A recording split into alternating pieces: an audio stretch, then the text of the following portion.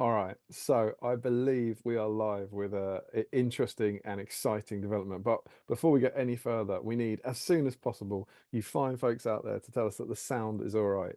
And by the sound is all right, that means can you hear Damien and can you politely ignore a silent I can, you can cook? You should be hearing nothing from Steve at the moment. Steve's now talking in my ear, but apparently you can't hear him, which is exciting. So if someone in the chat just lets them know that they can hear and see me, that's good. And hello, can't hear, yeah, can't see or hear Steve. That's exactly what we're expecting. Thumbnail, so that's exactly what we're expecting. But as long as you can hear and see me, that is fine. I think we are all good, my friend. Run, run. So, welcome one and all to Battle Streams in Middle Earth. This is, of course, our fortnightly or regular live stream. But normally what happens is myself and Steve sit here and spend a few hours with you hobbying. But we've had a slight difference for the start of this, which is Steve. Why are people saying can still see the thumbnail? Oh, you're still there. You're still there. Why is Frederick saying you can still see the thumbnail? I'm watching it on YouTube. You can't see the thumbnail. Yeah. He's going mad. It's just Frederick. He's just saying thumbnail still up in loud capitals. Like I don't know what he's talking about. I'm watching it on YouTube. It looks all right to me. Um I'm all right. Right, Steve is off. So indeed, normally you'll be expecting to be seeing myself and Steve Crow on the stream, but we've had a slight I don't know if it's a technical hitch, but we had a decision to make last night, which is we had the stream planned as ever for um, for tonight, and we wanted to make the most out of it as it's a weeknight stream. So we wanted to start at 8:30, and Steve had uh, he had to pick up his good lady wife from the station, and as of last night, he didn't know what time she was getting in. So last night he was saying it might be 9, it might be 8:30, and we decided to take a punt and start at 8:30 with the proviso that Steve might have to leg it and pick his missus up and then come back. So we thought it was worth doing to get a kind of extra half hour out of the stream, rather than starting at 9 to potentially get some of the intro bump out of the way. But what it means is for the first sort of 20 minutes or half an hour, it's just going to be me and you guys. Steve is currently shooting his way to a train station. So all that stuff at the start, Steve was here. I promise. He was on the call. He was in my ears, exactly where you want, Mr. Steve Crow. But you can hear him. He started the stream and he's now legging it, and he will be back in sort of 20 minutes, half an hour. So we're going to kick things off here, go through some of that intro bump. And so more than ever, my friends out there, I'm going to need your help. I'm going to need your support to get through this because I will have no one to talk to. But yeah, so apologies for that, but hopefully most of you you'll see the point in this, and you'll realise that we're trying to do the right thing to give you as much content as we can on this fine Tuesday evening. So that's what's going on here. I asked Steve if he could, replace his "I can, you can cook" thumbnail with something Middle Earthy, but apparently it's just impossible. So indeed, welcome to Battle Streams in Middle Earth, which is our stream where we normally take a wander down memory lane by looking at an issue of Battle Games in Middle Earth. But there's going to be a bit of a twist tonight, because tonight we are not looking at an issue of Battle Games in Middle Earth. We are looking at this dear fellow. Oh yes, The Return of the King. Don't know if you heard, but it's 20 years since The Return of the King came out. If you can Adam and Eve it, that's very upsetting. As someone who went to see The Return of the King as an adult, in the cinema when it came out, the idea that that happened 20 years ago is quite the worry, my friends. So today, instead of looking for an issue about our games in Middle Earth, we're going to be celebrating all things Return of the King. We're going to be reflecting on the release of the movie. We're going to be reflecting on the build up to the release of the game. And then we will also be looking through this bad boy and having a look at how the game changed and the developments. It's really quite a cool book. as well. So that's what we've got. That's what we've got for you tonight, and we hope loads of you can join us. I can see there's 34 people in at the moment, which is awesome. So thanks so much for joining us. So if you get stuck in throughout the stream and get your comments in, that would be awesome. And what I want to start off with before I go any further is for these original comments. I'll catch up in the chat in a minute, but I would like you to start the discussion by telling me what you think of what your memories are of seeing Return of the King for the first time. So we're talking about the film for the minute. Just what were your first? Did you see it in the cinema? What was it? How old were you? All that sort of stuff, and perhaps where Return of the King ranks in your Middle Earth movie list. Those kind of things. So just your kind of nostalgic, rambling memories about the movies. Start putting them in the comments, because that is the section that we're going to try and do while Steve is away. Of course, as ever, we'd also love to hear what your stream snacks are, what you're eating, what you're drinking throughout the evening, and what models you're working on. And of course, the point of Battle Streams in Middle Earth is to help you clear your backlog. And so every time we do one of these streams, the idea is that you can come along with us, hang out with us for an evening, and paint for a few hours and help to clear that big grey mountain. And we always have a topic, a theme, if you will, going on throughout the stream. And anyone who's painting on that theme will be in with a chance of winning a dice. So let me jump over. Obviously, I'm on my own here, so I've got to do every bit of this. But let me see if I can jump over to Dice Cam. Oh, there we are. That looks all right to me. It looks like I need to come down here, and I'll wait for YouTube to catch up with that. Yes, there is a prize tonight for anyone painting on theme, and that prize is one of our delicious black battle streams in Middle Earth dice. There's the dice tray. Oh, it looks like it's quite zoomed in. All right, that's fair enough. I would just have to aim in the right place. Right, we're going for the logo. Can I land? Can I land it? Can I stick the landing? Actually, do you know what I'll do? I'm going to punt. I'm going to go up. All right, there we go. Let's see how that works. And this is the prize, not those delicious purple patron dice, but one of these bad boys. It's a 4. Can you see it's a 4? Let's dip it down here. Oh, there we go. It's a 4. This is a black Battle Streams in Middle Earth dice, and this dice will be won by one of you fine folks this very evening. It rolls 3s as well. But of course, to be in with a chance of winning that black dice, you have to be on theme. But what is the theme? I hear you cry. Well, normally it's very easy, because normally it is, of course, just whatever models came with the magazine. But of course, we don't have a magazine this week. Instead, we have the Return of the King. And so the models that are on theme are any model that was released in the blue Return of the King packaging as part of that first release. So we're roughly looking at November 2003 to March 2004. And I have a nearly exhaustive list for you here. I don't mind running down, because we're going to have a look through some of the classic white dwarfs throughout the course of the evening as well.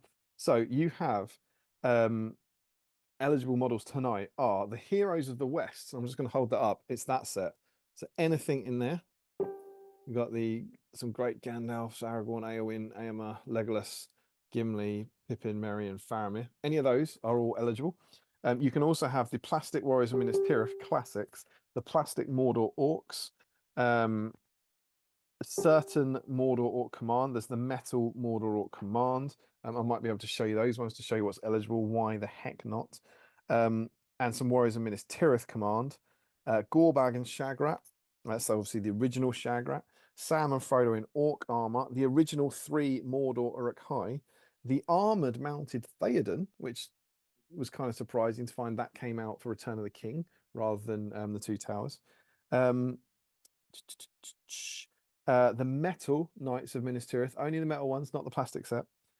Mounted Faramir, Gollum, Sam, and Frodo, which is the Mount Doom set, and Gollum crawling down the cliff. the mounted Knight of Minas Tirith Banner Bearer, Denethor, Aragorn the King, that's Aragorn on horseback, Eowyn on horseback, the metal model of Eowyn when she's at the Pelennor, Guards of the Fountain Court, Army of the Dead, the Mouth of Sauron, Army of the Dead, the metal ones, of course, and the King of the Dead. And then there's a few beasties. That was the original release list. And there was some beasties that were released throughout the year. I'm just going to try and remember this. So you got the Shelob set. Anything from the Shelob set counts. The original metal Mordor troll will count, although not the new plastic troll kit. The Mordor troll chieftain will count, and the Witch King on Fellbeast. I also didn't mention the Easterlings there. The metal Easterling warriors and the metal Easterling command will count. And I think that's about it. So it's pretty huge. It's a pretty huge release list, really. And here we go. We have these command figures and these Mordor Uruk-hai. So you can only have those three Mordor Uruk-hai, not the newer ones. And you can only have those Orc command figures, not any other ones. And there's Mount Theoden. Look at that. Mount Theoden coming out. £6, charging down the Pelennor. And those are the Minas Tirith command figures you can have. Cool. So yeah, that's the kind of list of models. If you're in any doubt and you want to ask throughout the evening, drop us a message. But yeah, it's basically anything that came out from sort of November 2003 to February 2004 will get you into the draw. And whatever you're working on tonight, what you can do is you can hop over to Facebook, to the Great British Hobbit League Facebook page, and there is a whip thread, and I've checked, it was scheduled, Steve scheduled it, and it only went up, didn't it? So it is up there, and you post a picture of whatever you're eating, whatever you're drinking, your snacks, and whatever you're working on. And if you are working on one of those models, one of the eligible models, then later in the evening we will come back to that and we'll go through it, and one of you who is working on one of those models will win that black dice. So there we go. That's what we've got coming up for you. It's a weeknight stream. It's also worth saying that it's not a record breaker. Whenever we do one of these specials where you can enter any range of models, we're not pumping for the record, even if we got enough people. So it's all for fun. So if there's any doubt about a model, we'll probably let it through because it isn't going to affect the annals of history. But yeah, so my advice to you now, if you're new to the stream, or if you're not new to the stream and you're just sitting there, is why not go and dig out some of those old models. I can't imagine there's many hobbyists out there who don't have one of those models. Between, in particular, I think the plastic Warriors of Minas Tirith, the plastic Mordor Orcs, and that Heroes of the West set, as a bare minimum, surely most of us have got something of that. And for myself, I am full on BSIME theme. I have got 5 of these bad boys. I am full on classics. I'm in Battle Games Middle Earth, Nerdvana. I have Plastic Warriors Minas Tirith. There's 2 of them, and here are 3 more. And these are anyone who's been following my hobby journey will know about my BSIME Gondor army. These are the last Warriors of Minas Tirith that I own. So I've painted up 19 over the last few years on various streams for this BSIME Gondor army. This is the army that I've only painted like kind of on the streams. It's been tons and tons of fun, and I've managed to paint 19 of my 24 I had lying around in the backlog, and I've got 5 left. And when this stream came up and I was thinking about what to do, I was like, it's got to be these. It's got to finish these 5 models off. Feels super BSIME. It'd be a great way to kind of bump my numbers up a bit at the end of the year, and I can't wait. I suspect I'm not going to get too far on them because normally what I'll be doing is getting Steve to do the first hour or so of reading the comments while I do some painting, but he ain't here, so I'll miss out on that. But who knows? Maybe I'll get a few layers down. But it's good to get them started. So yeah, let us know what you are working on in the comments and what you're eating and drinking and so on and so forth. And talking about eating and drinking, I might as well get mine out of the way. I've stocked up. I have my classic cup of tea. I also have secondary cup of tea all ready to go. And we didn't have any beers in tonight. We didn't have I can't remember, I can't think quite well. In fact, do you know what I'm going to do right now? Gonna add beers to the shopping list.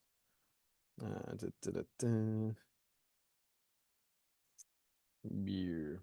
That is a nightmarish situation to have beer. So I went with my old faithful, a classic BSIME staple. I got a Whitley Neal G&T. So happy Tuesday, everyone. That is fantastic. Rhubarb and ginger, Whitley Neal, G&T with some lime in it. Just what a time to be alive. So the question is, do I drink that before it warms up, or do I drink the tea before it cools down? And to go with it, of course, I have my platter of snacks. Got a message from Steve. Oh, it just says thread up, smashed it. He's just bragging about his one job, frankly. So I decided to bring along. It's not our Christmas stream. We're not on our Christmas stream yet, but I couldn't help myself. It is the season. We're in December. So I've got a mildly festive platter. I think I'll increase the level of festivity. First thing is I've got orange aero buttons. These were my dad bought these for our kids, and I nicked them because I like orange chocolate. So not it's not really Christmassy. There's no Christmassy packaging on it, but orange chocolate I think always feels Christmassy. So they're lovely. What I also then have is matchmakers. So some mint matchmakers. Same again. Mint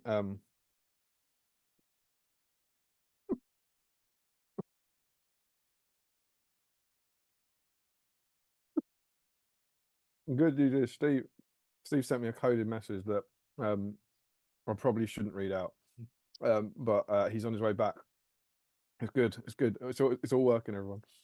So some mint chocolate there to go with some orange chocolate. And then check this out. I had to show this off. My wife's bought this thing called Rebel Badge Club, which is kind of like scouts for adults. They kind of do it's really nerdy. It's like what a loser, right? But so they do kind of community stuff together and kind of earn badges. And she had this kind of weekend away this weekend where she goes and does lots of different seminars, lots of different classes, and one of them was some form of, I don't actually know what it was, but some form of festive baking type thing. And she made, I've saved a bit of it. Look at this, check this out. This pretzel lattice. This is green white chocolate with bow with pretzel thing going on. This sort of Christmassy wreath pretzel thing. So had to save that for a stream snack.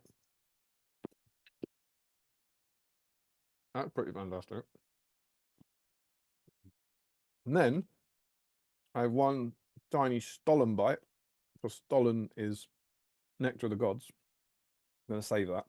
And I also got a Cadbury's Christmas Pud. I don't know what this is. I haven't had one before. But I thought, oh, try it out, stream snack. So that is what I will be cracking onto. But I'm going to save that for Steve, so that we can do a live unboxing together. So that's what I'm working on. So do let me know in the chat what you're working on. And talking in the chat, I'm going to jump in and see who is in watching us on this fine Tuesday evening. So we have Frederick in. We know Frederick's in. He had some trouble with the thumbnail. Janelmo is in, although he's the ultimate tease. He says, I can't join tonight, but I'll watch it some other time. Thanks for popping in, Janelmo. Scott Newman's in saying, good evening, how are we all doing? Adam Harrison is in. Unable to make the stream, but wanted to send my well wishes and thanks to an amazing community. Oh, so kind of people to just drop in and say hi, but I can't make it. Matt Hudson, all set and ready tonight with an orc banner bearer I will never use in a game. That's the BSIME way. I hope it was one of those 2 orc banner bearers I held up, my friend. Joe Holzman is in. He says, good evening, everyone. Joe Holzman says, won't be around for long tonight. Got an early start, but we'll make this start. Got a couple of metal Easterlings. Perfect on the painting disc. Salmon, sure. Evening, guys. Do plastic Mordor Orcsmiths, Kira Scan? They certainly do, my friend. I will get you in the draw for a dice. Frederick confirms that they count. Sam says, assumed they couldn't risk missing out on not winning. Mr. Johnny Wright is in. Good evening, gents. Painting a Legolas tonight. We're working on my SBG Center. I'll send you a picture, Damien. Can't put it in the group for obvious reasons. I saw your picture. It's very cool, my friend. Is it the right Legolas? Is it Heroes of the West Legolas? If it is, you might win a dice. Larry says, feels like an age since I've been in the pre-stream chat. Well, welcome, my friend.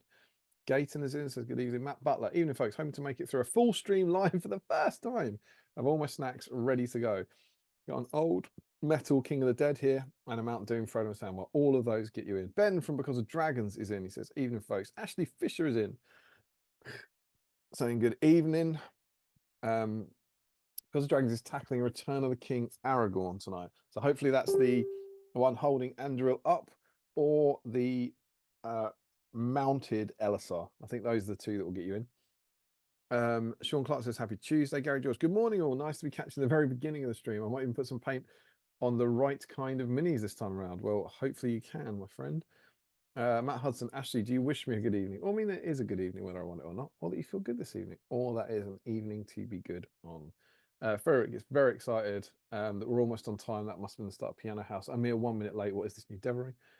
And then we're going to get some audio stuff, I reckon.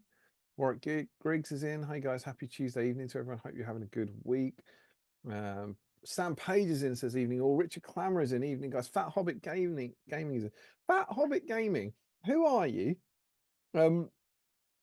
Apologies if I was asked this before. You commented, you put a lovely comment on one of my videos this week, and I realised I don't know who Fat Hobbit Gaming is. So can you reveal yourself, so I know who you are, please? That'd be super. And then yeah, lots of everyone saying the audio and the visuals are fine, except Frederick, who's kind of just going mad a bit. Sean Clark says, can hear, can see, and can also cook. You love it. Jakey, what is this early starting madness? Larry says the same thing he always says. Johnny rightly points out that this way around, where you can't hear or see Steve, is a marked improvement. Larry says what he always says. Larry suggests that Germany might be behind on the internet. Solo content from Matt Hudson, Rich Clammer, considering you can still be a teenager and an adult. It isn't that bad. Oh, just because I said I was a teenager when I saw it. I was an adult on it. Well, maybe. Yeah, I see what you mean. But yeah, but still, you know, the idea that I don't know how old I was. What was I when Return of the King came out? About 21, I think. Yeah, I wish I wasn't 21 20 years ago. Frederick says Damien streams in Middle Earth. Yeah, I could change the title. But Hudson, and we're on to a Return of the King chatter. Matt Hudson, I saw it in the cinema, but I can't really remember much at all, rather than busting for a piss about 2/3 through. And he says, it's my least favourite of the three. I agree with you, my friend. It's my least favourite of the three. Not to put a immediate dampener on the events of the night. But yeah, I completely agree. And also, again, I've said this before, I don't think it's too controversial or new, but I think it's probably my fourth favourite Middle-earth film. Ben is on theme for once. Frederick Schwartz didn't see it in the cinema because kindergarten, etc. That's gonna be true, isn't it? Like someone's gonna be didn't see it in the cinema. RE not being born yet. First saw the Lord of the Rings films with my brother after he got the DVDs. We had to watch in secret because I was too young. That's cool. Fat Hobbit Gaming was working for Games Workshop at the time, and all the staff team went to the cinema to view it. Fond memories of shouting "Volley" when the Gondor archers shot at Gandalf's command. Oh, what from the Walls of Minas Tirith? Not the tower, shoot the trolls. Jakey, watched Return of the King in the cinema when it came out. Unfortunately, it was in the front row. That's a long 3.5 hours. I used the bits with Frodo to rest my neck. To this day, my favourite of the trilogy. Aaron Noonan is in. He says, good evening, guys. First time catching the stream from the start for at least 6 months. I haven't played any SBG for 3 months and haven't done anything hobby for a while, so probably no painting for me. Well, Aaron, maybe use this as the perfect opportunity to jump back in. You know, go and grab a little plastic orc or a plastic warrior Minas Tirith, clip him off the sprue, put a bit of paint on him, and you might win a dice, and it might start something beautiful. Katie, I was 10. Eesh, that's abhorrent. I remember it being epic and it never ending. So many fades at the end. My clearest memory of the movies in the cinema is being terrified by Angry Bilbo during the first. So that means if you were 10 for Return of the King, you must have been 8 for Fellowship. You went to see Fellowship aged 8 in the cinema. That's an achievement. Larry, my main memory is repeatedly thinking it had finished, almost going to stand, and then it continued. I know the fake ending thing. Who knows? By all means, let's see where the discussion leads us. There's the famous line with Jack Nicholson. Is it at the Oscars? He says to Elijah Woods that he never saw the end of it because it had too many endings. It had too many endings, and and people always talk about it, but there's only one really, isn't there? Like if you're being realistic, there's only one fake ending, I think. Like because the first one is when Frodo and Sam are lying on Mount Doom and it fades to black. That's never going to be the end of the film. And then the next one is when it fades into the map for the current. Sorry, it fades from Frodo sitting up in bed into the kind of coronation stuff. And it's like I don't think the film was ever going to end just with a happy Frodo in bed. And then the third one is the coronation fading into the map, which again, I don't know. That never felt like the end to me. And then you get the ship sailing into the west, and that's the one that I think feels like the ending when the ship sails towards the Grey Havens and it all goes white. I feel like that feels like the end, and then that bloody hobbit turns up wandering back home just so he can deliver the book's final line of "Well, I'm back." So I don't know. For me, it I think there's one fake ending. I don't think there's four. Um, and it's, it's the ending to an 11.5 hour film, right? I can have a 20-minute denouement. I think it's all right. Of course, there's lots of bits they filmed that they didn't put in there as well. They had the little bit of uh, Legolas walking through. I'm not sure who he was meant to be. Was he meant to be in Mirkwood or Lothlorien? I don't remember, but they had him walking through the woods and Gimli looking at jewels in the caves. They filmed these little bits for what happened to the characters. So it could have been even longer. Um, Aaron says, hope everyone's doing well and keeping positive as we head towards the end of 2023 and into a new year. Well, quite. I always think December's a very happy time, isn't it? Going towards Christmas and the things are pretty and lights are pretty and people tend to have parties and stuff, as opposed to the horrible, horrible misery of January. Boris Herzog is in. Evening all. Excited for a stream tonight. Already been a long week and looking forward to chatting about Return of the King. Well, you've come to the right place, my friend. Michael Dublé says, evening all. Posting Spirit is in. Hey Sam, good to see you recently, my friend. He says, hey all, I first saw Return of the King with some schoolmates as my 13th birthday outing, blown away, and ended up being the first film I went to see alone, as I just had to see it again. That's very, very cool. Gayton, I didn't have the chance to see Return of the King in the cinema, unfortunately. I watched it the first time on a portable DVD player. What a legend. When I was in the hospital bed. Very sad about that. Got me through those difficult times. A portable DVD player. I remember that. That was mega. My mum and dad had one of them. That was the height of technology. A DVD player that would have a screen. You could take movies with you and watch them on the go. Can you imagine? Incredible scenes. Very short. The resin Easterling Captain should also count. Originally released for Return of the King in metal, later converted to GW resin like the Orc one. Yeah, so if it's the same sculpt in fine cast, there's one Easterling Captain who's released for Return of the King. If it's the same sculpt as that, he does count. Same as the Troll Chieftain. If you're painting the fine cast Troll Chieftain tonight, he counts. A fine cast re-release of one of these sculpts absolutely counts, but a new version of something released here won't count. So the plastic Mordor troll won't count because it was a new sculpt, despite the fact a Mordor troll came out. Green Tree, gutting that it's been 20 years since I was 23 when it was released. Well, quite. Yeah, like I say, I think I was 21, so I'm right. No, actually, it's December. I was probably 22. I'm right there with you, my friend. I remember sitting in the cinema, the movie starting, and hearing a young lady ask her boyfriend what the film was about. Gary George, I saw it at the cinema with my lovely wife on Boxing Day as we did all three films. That sounds class. Absolutely loved it. Wept like a baby, both because of the film and because it was the last time in Middle Earth. Well, until The Hobbit, right? Um, I don't. I think when I saw Return of the King, I always assumed they'd do The Hobbit. I think so. I was like, I don't remember being that sad about the end of Middle Earth, but I remember at the end of the Battle of the Five Armies, the first time I watched it, watching the credits and genuinely feeling really, really emotional. Not just about the film, but about I was like, oh God, this is the last time I'll watch a Peter Jackson Middle Earth movie in the cinema. It always made sense to me that they'd do The Hobbit in the same style. But after that, I was like, well, I doubt they'll do the Silmarillion, and you had no idea at that time about stuff like Rings of Power or whatever.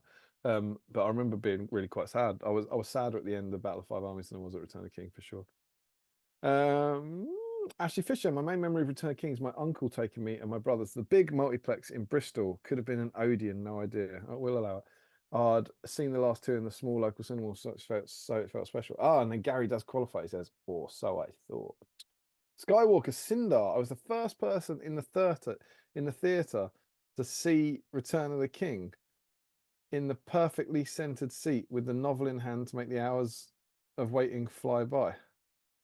I was the first person in the theater to see Return of the King. I mean, I think you need to expand on that. Did you have a private screening? Because otherwise, you must have been seeing it at the same time as 200 other people, weren't you?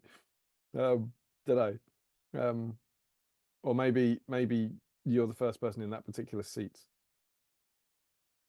With a novel in hand to make the hours of waiting fly by.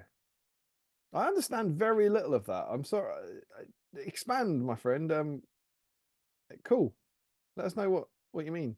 What were the hours of waiting? Richard Clammer, I can't remember watching Return of the King. It was probably on VHS at my mate's house sometime after release. We used to watch Two Towers every time I went to him.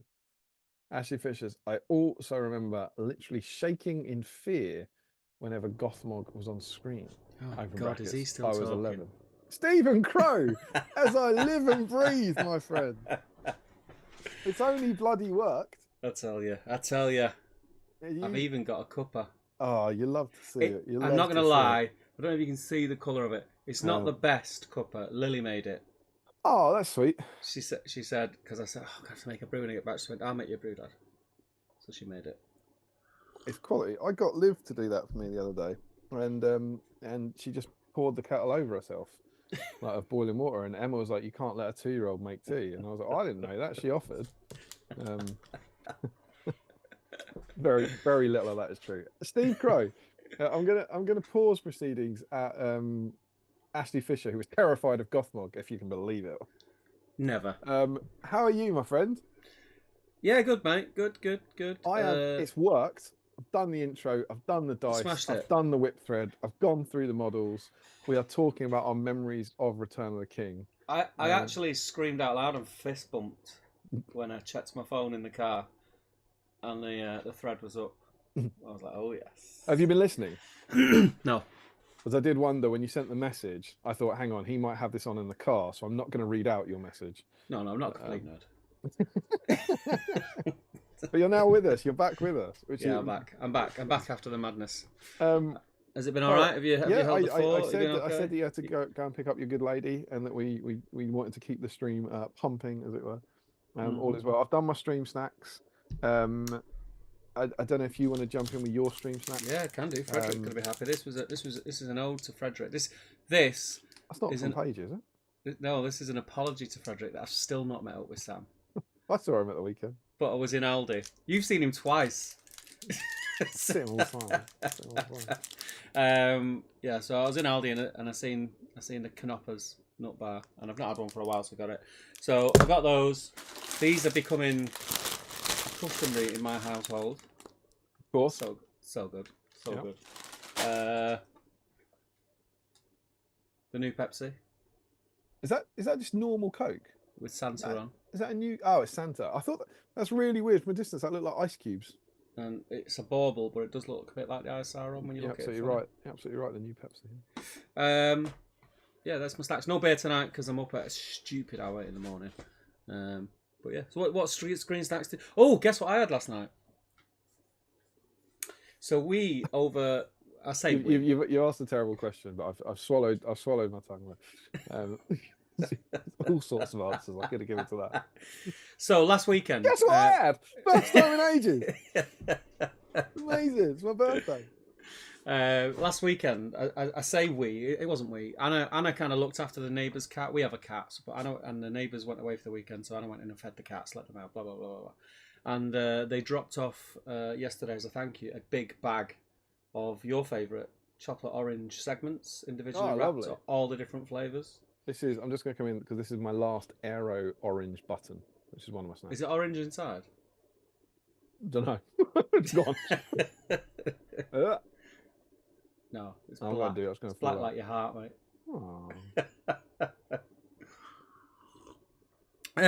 Where was we? Yeah, but yeah. You said you got chocolate orange dropped off. They were really nice. Really nice. Is it the bag of segments? The bag of segments. So first off, obviously I picked out all the white ones.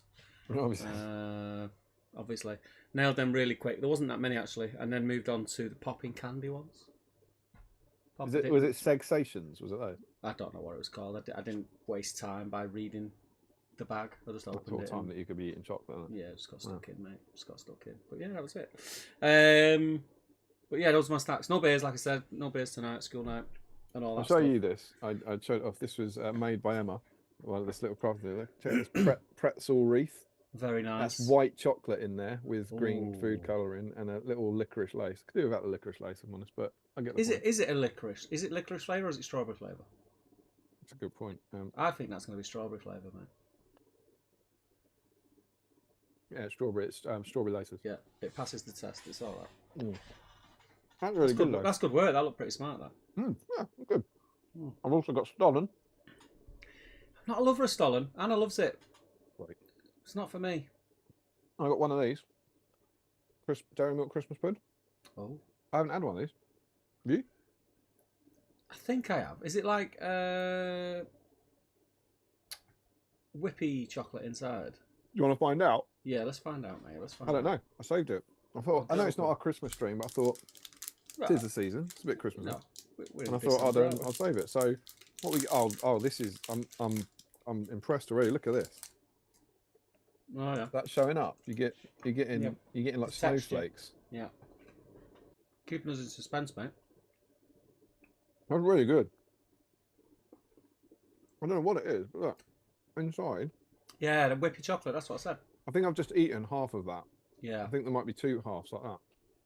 It's got nuts in it or something. It looks pretty good. It's really nice. It looks pretty good. There we go. I mean, it's not a Canopers, but What is? It doesn't actually have a description, but it does contain chopped hazelnuts. I really like that. That's nice.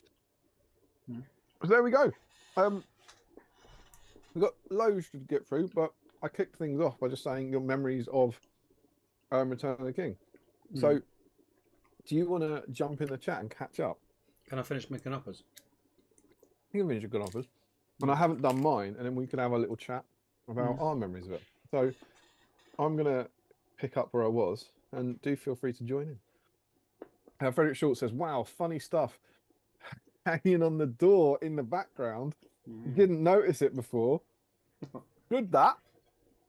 Looks like a wormhole to another dimension. All right. The good thing about this, and I don't know, we might catch up. Stuff happened. This hasn't been. I need to absolutely caveat this, and Steve will, I believe, be able to confirm this is true. This has not been hung up based on events. This has been hanging here since August, and every bloody stream, I've been taking it down and putting it on the bed. And I think we nearly went live with it up there last one, didn't we? So it's been up there. That's just where it's lived, and I'm delighted to now not have to take it down anymore. But yeah, it's cool stuff. How do you see that? Dan Nelliagen says, evening all. First of the midweek streams I've been able to make. Looking forward to the next few hours. Great to have you in, my friend. Because of Dragons, I remember seeing Return of the King in the cinema. I've been blown away by the charge, of course. Then the celebrities from the premiere making fun of how long it was on telly. Larry Miller, wait a minute. If this is live, how come the sun is shining behind Damien? He's clearly in his house. It's nighttime in the UK. Ah, you got us. You caught us. It's all pre-recorded. Matt Hudson, what is it, Frederick? I can't see. There's too much glare. Oh, I'm enjoying this. I jumped. Yeah, mine's just jumped. I'm trying to catch where you are. Did you do this? Unbelievable.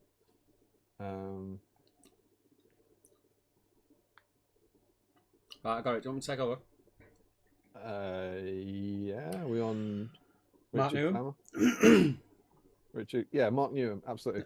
Yeah, Mark Newham says, hello everyone. How you doing, Mark? Hope you well. Rich Thomas says, I think you missed Original Dane and Metal Ministerial Command. And also the Mordor Trolls were released in March 2004. Do you know what? I kind of did it intentionally. You can have Metal Dane, but he's not Return of the King. He came out for the book, and so he's the only one. He's in the appendix. We should probably allow him, otherwise people will kick off. But he came out at the right time, and he was in that book. So, yeah, we'll allow him. But he just doesn't feel quite like Return of the King to me. But we will allow the original Old Dane. Allow it as I think I said Mordor Trolls. Yeah, Mordor Trolls are in. I think I said that. Skywalker Sindar says, first time seeing the Ride of the Rohirrim in theatre was something that will never be topped. I feel you there, brother. A lot of people's favourite bit, isn't it? Sean Clark, now we know how integral Stee is. Rude. He's gone and we're helping Damien do his shopping list. Oh, no, it's not rude. I'll let you off. I think you just demonstrated a gross misunderstanding of the word integral. Johnny says, you mean we don't get to watch Steve pretend to paint for a few hours? Rude, Johnny. I'd see you paint now. You're going to have your hands full with a little bundle of joy. Your painting days are done. I hope it's all going well, mate. It's a weird thing. I was thinking about this the other day, actually, because I came in here. What day was it? It was a day... I was working from home one day last week, and I had like a bit of a lull in, not in the middle of the day. It was early afternoon, and I thought, you know what, I'm gonna go and put some more paint on them ogres. Sure. And I come in here and sat down, and it was freezing. I lasted about 5 minutes because I didn't have the heater on. It was like when it was -4 outside. Remember last week it was dead cold. Yeah. So yeah, I didn't get any paint up, but it got me thinking. Do you remember I used to paint pretty quick? Yes, I do. I'm really slow at painting now when I paint. Really, really slow. That age, isn't it? I used to be able to knock an army out in a week. Easy. I've never been fast at it, so you have my sympathy. Yeah. You know, you said you were out there and it was freezing because you didn't have the heater on. Yeah. It lasted 5 minutes. Not think about putting the heater on. Yeah, but it's only a little heater in here, so it takes about an hour just to be bearable. So you need preheating. And I didn't have. Ain't nobody got time for that. I didn't have an hour. You got to find out when you got your 20 minutes and then run down like half an hour before. Yeah, I know. Well, the heating in the house will control the heating in here eventually when I do it, so it won't be too bad. Teenage Dirtbag says, you see, Damien is the son, Larry. I know. I was shocked to find out too. Big twist. Larry says, alas, I forgot to get a stream snack. Oh no. So I've got some of my lunch dessert mini rolls out. Is that your lunch for tomorrow, Larry, that you're eating right now? That sounds to me like his dessert that he had for his lunch today. What do you think? But wouldn't that be gone then? Well, I think maybe he didn't eat it. I mean, that's elite, Damien. Is it? There's a lot of assumption going on there. See, I'm assuming if it's his lunch dessert and it's uneaten, then it's from the future.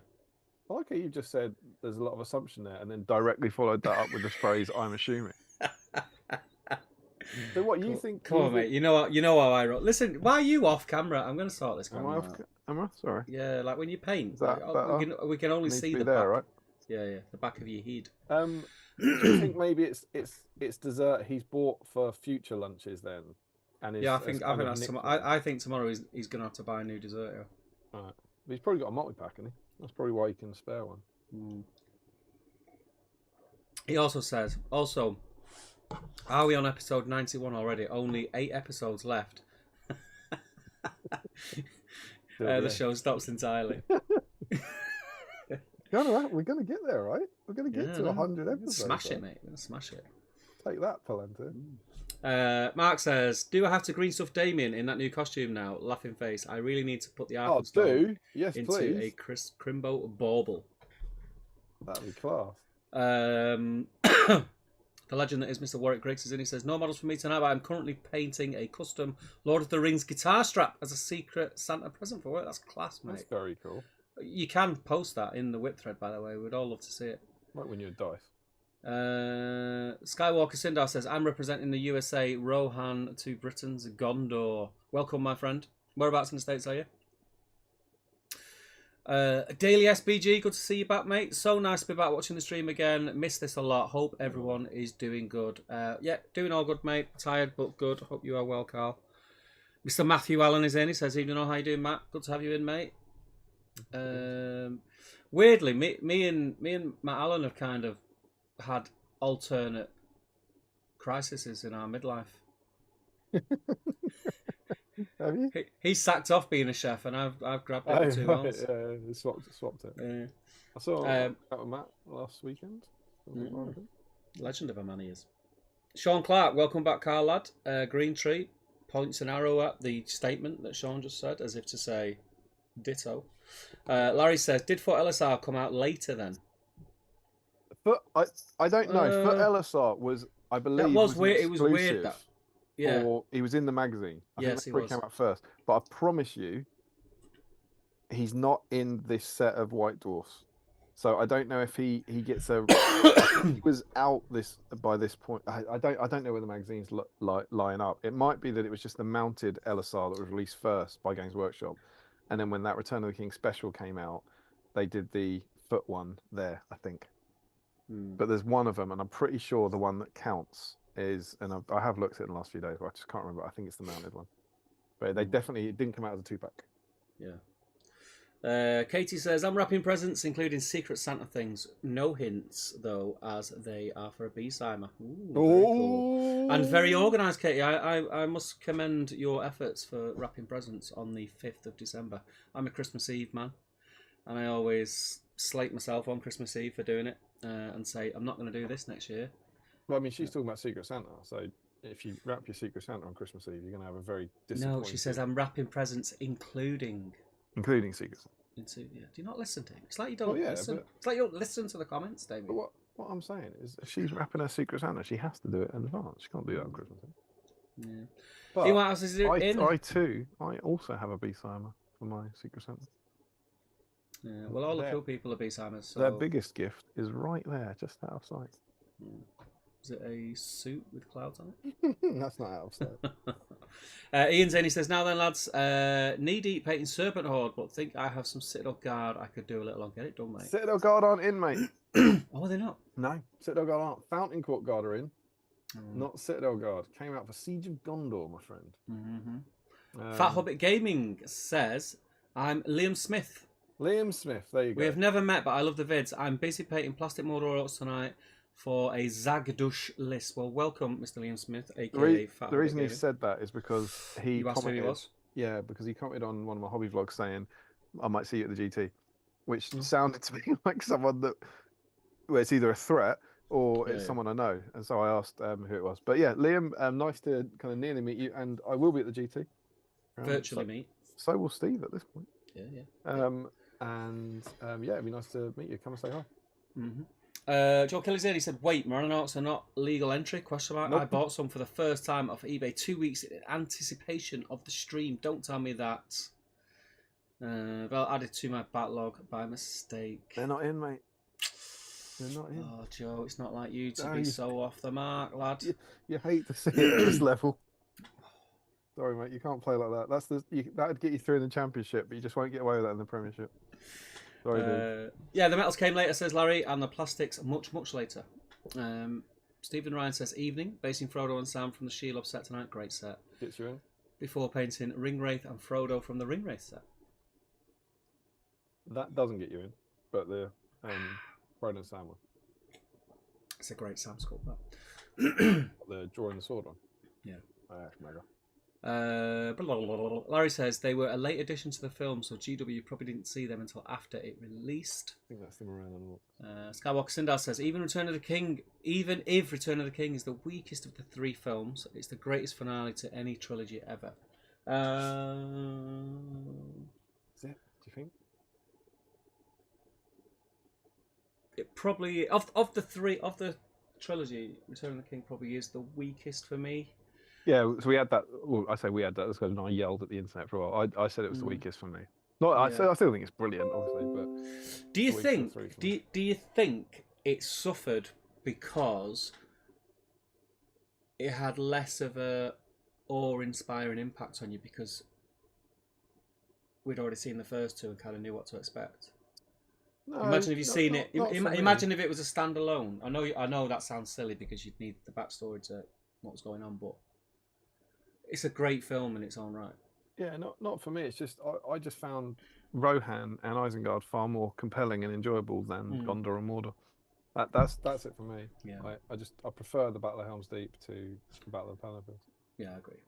But I mean, still, it's like I think they're all brilliant. It's not. I don't think it's rubbish. Return again, crap. Wish I'd never seen that. Yeah, I mean, it's my third favorite in the trilogy. It's not my third favourite of the 6. Yeah, I said that. I said that. It's probably fourth. That's exactly what I said. Oh, I love it when we come together. Because I just think the first Hobbit film was Yeah. good. Oh, babe. Yeah. Oh, It's God. class. It's 91 episodes and our cycles have synced. Yeah, I completely agree. For me, it's. Yeah. And that's not slating it in any way because it's an amazing film. It's probably Fellowship. But I Fellowship, think Two Towers, all the other way around. Unexpected Journey, Return of the King. for me, it's definitely Fellowship. Fellowship, Two Towers, Hobbit, Return of the King. Fellowship because that was probably watching the Fellowship in the cinema was probably the best cinema experience I've ever had. It like blew my mind. But I think You might want to be careful. Make sure that you replace it with one where you went with Anna. No, sorry, I ain't. She knows. She's got That a terrible taste in That films. date, Anna, was so good. She's got a terrible taste in films. But I think I've probably told it on, you know, I mean, we're 91 episodes in, I probably have spoken about it before. I think we've told all of our stories. When I seen the Fellowship of the Ring, I never went to the cinema to see Fellowship of the Ring. I remember. We went to see something else, and there was no seats left. And I was like, well, we're going to watch that because I wanted to watch it anyway, but I wasn't in any rush to watch it. Yeah, and it just blew my mind. It was amazing. I mean, I still loved, like, at the time, I remember looking at that again, it was absolutely amazing, but just over time, it's just become my least favourite of the three. Yeah. Yeah. But that's still, you know, I vastly prefer it to most films, you know? Oh, yeah. In terms of trilogies, though, I reckon either Back to the Future or Indiana Jones they're really strong endings. Back to the Future is really good. Back to the Future is one of the best trilogies ever because it's a single story. It's very, very cleverly done. But I love Indy. I love how, because it is, you know, I'm thinking of it as the original trilogy, but they go back to Raiders. It's very much like Raiders, and then you get his dad. I think it's the best one, and right at the end, you find out the main character's name isn't the main character's name, and his name's Henry, and then they literally and figuratively ride off into the sunset. I think that's the perfect ending for a trilogy. But the Back to the Future is amazing as well. The whole Jules and Verne and when the train flies and all that. That's glorious. Yeah. Boris says Two Towers is the best movie, but Return of the King is the best single scene. Arrival of the Rohirrim.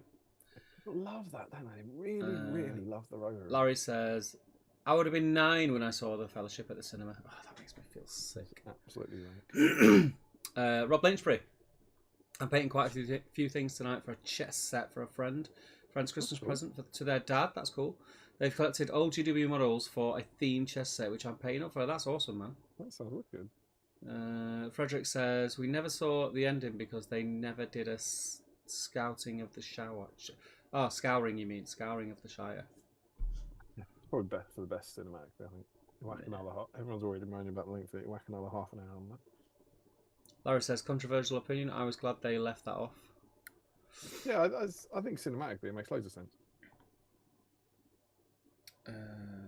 Katie says, I was 8 for the Fellowship. I screamed when Bilbo was being nasty. Gollum was also so creepy to a 9-10-year-old me. I was like, yeah, that's what she said. She was 10 when she saw Return of the King. So I was like, you must have been 8 for Fellowship. And that's young, isn't it? Yeah, particularly going to sit in the cinema. GFHFHFG says, I read a good thought that each fade was meant to represent the ending of a piece of the story. So the first fade at the volcano was the end of the ring-struck Sauron story. Oh, is this the? We talked about the kind of the number of endings. Gets up and then sits down again. Are they fake endings or? And I said there's only. I think there's only one that you could actually realistically think it was the end of the film, and that's when the boat goes to the Grey Havens. I think someone just found Fade to Black and thought it was awesome. I didn't know you could do this. Have you seen this effect? Is that amazing? Have you seen this fade? Sorry. Oh, that is great. They won't think it's the end of the film, though, will they? Nah. It's so much better than the zigzag fade. Needs more Lucas. Needs more white. Scott Newman says, I was 15 when I first seen Return of the King. Local cinema was closed down, but my older cousin had a pirate copy, which we watched on a Thursday after school. What a movie. Larry, never liked it when I read the book as a kid. Must be the Scar in the Show, I think. Legolas in Athelion? Question mark, says Frederick. Oh, maybe it's Athelion. I've seen the clip where he's walking through the woods. What's this? The unused like epilogues of the other characters. So they filmed bits to see what happened to them. Yeah. There's a bit of Gimli looking at Jules, where I think he's in the glittering caves, and there's a bit of Legolas walking through the woods. And I thought it was meant to be. You know what? Earlier on, I said it Lothlorien or was it Mirkwood? And I think it's meant to be Fangorn because that's the deal he makes with Gimli, isn't it? The deal he makes with Gimli at the end is I'll go back and see the glittering caves if you come back and see Fangorn. But anyway, who knows? It's just him walking past some trees. So Frederick's saying, is he meant to be in Athelion, which is where he settles some new. He makes like an elven kingdom with Faramir, doesn't he? At the end or something. God knows. Joshua Bryant says it would have been Fangorn that Legolas walked through. Yeah. As that was what he and Gimli promised each other. Excuse me. Yeah. That was well timed because the words I just said. Sure, it was Legolas and Fangorn, says Dublé. Larry Miller says, we'll see if my opinion has changed when I get to rereading it. Frederick says, fun fact, I'll probably be making Christmas donor this year. Nice. What are you donating? I forgot portable DVD players were a thing, says Larry. I watched Ghostbusters for the first time in one. Someone watched Return of the King on a portable DVD player and I got very excited. I was like, oh, DVD player, I remember that. Player. Yeah. What a piece of tech that was. Tell you what, these Warriors of Ministerial I'm working on, I've got 4 archers. They don't have the bloody shields. This is a dream. This is an absolute delight. Frederick says, by the way, I made a video of the thumbnail issue and posted it in the whip thread. Oh, we can review it. You know, Frederick right at the start was saying that the thumbnail. All right. Was it only Frederick? Yeah. I'm going to sound like a condescending partner here, Frederick, but I think that's a you problem. I think it's a Patrick error. Rob Lenchbury says, memory of watching Return of the King was in Cheltenham Cinema as Gloucester Cinema was fully booked that night. That evening was the only night for a week we could go, so I dragged me and my mum over to Cheltenham. No regrets, of course, no regrets. Frederick says, wow, a Gollum cosplay. Oh, I think that's when you came back. Oh, rude. You hate to see it. Larry says, Return of the Crow. Oh, come on, don't do this. Turn up the Crow. Frederick says, the Ascilith board on page 152 has a mix of scratch-built ruins and weathertop bits. And then Frederick says, wow, a Canoppers. Twinkle Cave says, morning / evening off, can't make it live today, but I'll be painting some Mordor orcs later today, not on off the stream. Have a good one. Thanks, man. Thanks for dropping in. Larry says, for a moment I thought you meant the cat dropped it off as a thanks. He's talking about when you were cat sitting. Oh, right, okay. Is Damien handling stolen goods? Hey! Not many people like Stalin, says Frederick. Way! Richard Clement says, those Christmas puddings are lovely, and cause the wife hates nuts. Oh, that's a shame. I get to eat them all. I couldn't. Lots of prayers, Richard. Sorry, I've been on a building site today. Sorry, Rich. Middle Earth Gaming, morning / evening, everyone. Off work until Saturday. What? So finally be able to catch a stream. Hope you're all well. Very well indeed. Man, I've not had a day off. Back into the pud, my friend. Well, you not finished it? Oh. No. That is really good. Yeah. Frederick says, lol, on page 150 they show you how to convert an orc banner bearer, but then his left arm magically turns from a shield arm into a sword arm in the last picture. These are huge spoilers for the going through the book later. Larry says, I knew it. Damien just predicts what we're going to say each week. That's why he gets so confused by my comments. Remco says, hello. I hope you guys are doing well this evening. We're doing very well. Frederick says, when are we getting the fax machine versus Park Shill showdown? Only patrons will understand. In the chat, Harry said, oh, that was it. I think it was about the Mordor Uruk-hai. There were 3 Mordor Uruk-hai were released for Return of the King. And someone said, I've got the new Mordor Uruk-hai. Can I paint them? And Harry put in going, I think it'd be it's sort of like I think it'd be really mean to not allow them. Presumably, on the absolute certainty, the answer would be no. They're new models, and it felt to me immediately like what a politician does when they think the leader of the party is in trouble, and they give the answer that the people want. Yeah. And so I was like, I think Harry's positioning himself for a leadership challenger. He's going to so that we come in and go, no, you can't have those, and everyone goes, oh, Harry would have let us. Trust in Harry, he would have let us paint our new waterworks. But no, he's not in charge, and he does. It's very easy for him to say whatever he wants. He doesn't know the pressure. You have no power. He doesn't know what it's like trying to control this, and we know what's good for you. We're doing this for your own good. The rules are there to control the fun. They'll get the new Mordor Uruk-hai will get their chance at some point, but not tonight. No. I've been putting off these Mordor Uruks for ages, so we'll do some bits on them instead of Star Wars Rebels as daily SBG. Cool. I seen your Luke, Carl. Looks very good. Rich Clemmer says it was the date on the Mordor Trolls actually being March 2004. I think they were technically a Siege of Gondor release, not Return of the King. They're we'll go through the White Dwarf. They're not. They're Return of the King. The profile is in the Return of the King book, and the packaging is Return of the King. They come out later, presumably because of exciting CGI secrets. Frederick says, "Lol, Assault of Lothlorien is on page 130." Yeah, I know it's that. And Johnny says, "I've actually painted more since Jude arrived than before. Holly goes to bed at 7 p.m, so I get to paint in between his feeds before we swap at 11/12ish." Yeah, all joking aside, actually, I did quite a lot of painting when they were babies, because I did the same thing. I used to do quite a lot of like late night. And it's when they start like kind of moving that you I found that the time was really hit. And of course, when I had when we had the second one, when we had Olivia, I already had one that was moving. But yeah, good. I'm glad you find the time for your hobby in it, man. It's important. Larry says, "Now I normally have a box or two for upcoming lunches. I've still got 2 left for tomorrow's luncheon."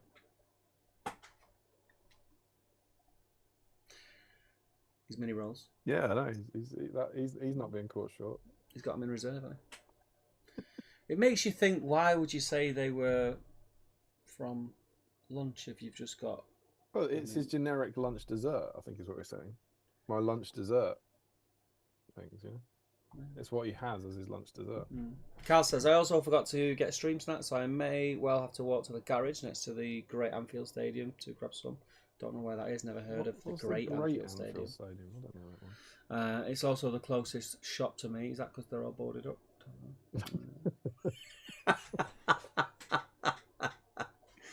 Old School Chris C says, "Evening all. Chris and Ruth are tuning in. Good to have you. Can't stay for long as it's a school night. It certainly is, but we'll catch up in the morning."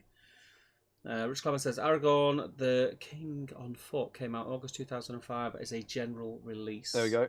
That's that sorted. Frederick says, "Why, in capital letters, is the Barley Tomb piece on page 9 so massive?" Can you answer that, Dave? Not yet. Daily SPG says, "I loved wrapping Christmas presents on Christmas Eve with a bottle of Baileys. Oh, still do that. Not changing all my traditions. Oh, maybe I'll get a bottle of Baileys when I go to the shop. Can't drink Baileys. I don't like it." I mean, I quite like Baileys, but I wouldn't drink a bottle of it. That's not a stream snack. Frederick says, "Lol, page 3, appendix scenarios listed as good warriors." Post Team Spirit says, "DW, Joe, use my tactic." Don't worry. Means don't worry. Don't worry, Joe said, "I'm not down with the kids." Don't be the only person on theme. Get in on a pity vote, then try hard your way to the final dice off. Who was saying that? Teenage Dirtbag. Got my metal mounted armor Theoden that's been sitting primed on my shelf for a good couple of years. About to put my first base coats on him. Gary George says, "Make sure you give him a good brush with a brush, mate, because it'll be full of dust, and then that's the worst thing that can happen when you put paint on it. It's terrible." Carl says, "So I'll go 2 Towers, Unexpected Journey, Fellowship, Return of the King, Battle of 5 Armies, Desolation of Smaug." But I can't decide if Two Towers or Fellowship needs to be the other way around. Unexpected Journey is nailed on second for me. That's really interesting, isn't it? That Fellowship or Two Towers could be first, but whichever one isn't first is third. He's third, yeah. Crazy person. I mean, he is next to the Great Anfield. He can't be trusted. Matt Hudson says, this is probably going to be controversial. I get what you're saying about the first Hobbit film. There are some really good bits that feel like it is the world. Yep, totally. Stephen Ryan, I think Toy Story may be the best single trilogy. Oh, that's a good shout. It is a good shout. Until 4 came out and it became not a trilogy. Yeah. Middle Earth Gaming saw Return of the King in the cinema when I was 7. And the only part I remember are the Shelob scenes, obvious reasons. Yeah. You're in Australia, so the spider scenes would be absolutely terrifying. Probably less scary than the normal spider. Yeah, this is true. Look at that little thing.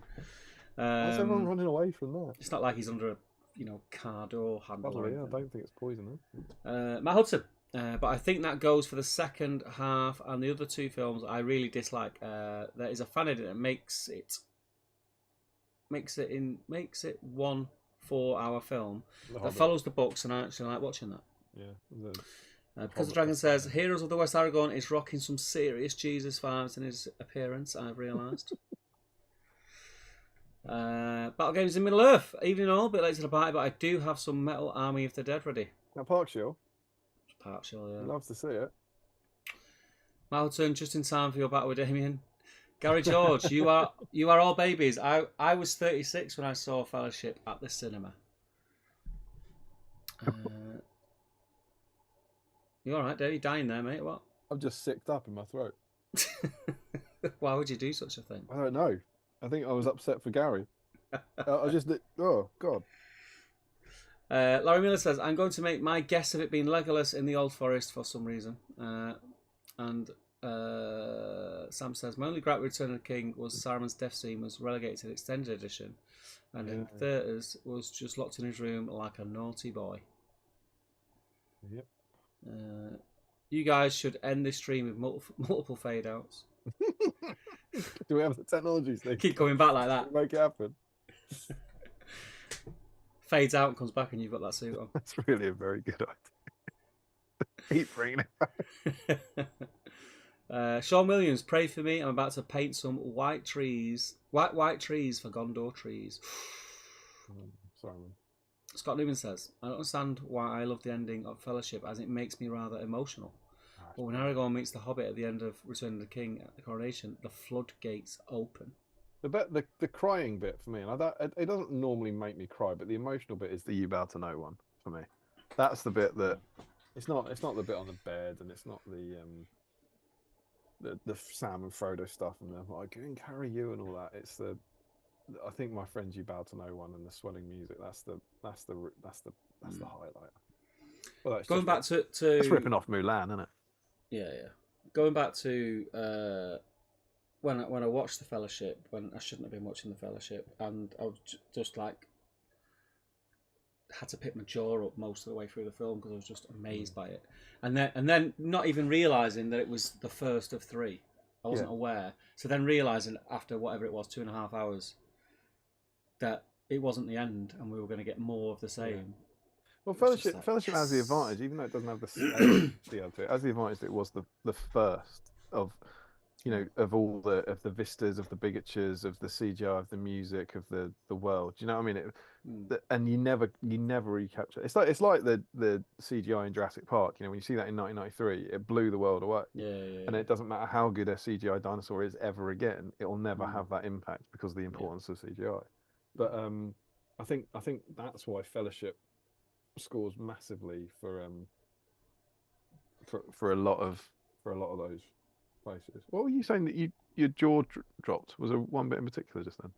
Just the whole film was just blowing me away from start to finish. Yeah, I just feel there's something else I wanted to pick up on. Josh Bryant says, hand cramp from painting. I think it's time to make some dinner. Get some food in you, lad. It's 20 to 10.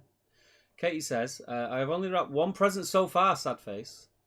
This is why I need to start so early. Flipping it. Dublé says, from painting a Minas Tirith army this year, even the mention of their shields led to some serious Vietnamese flashbacks.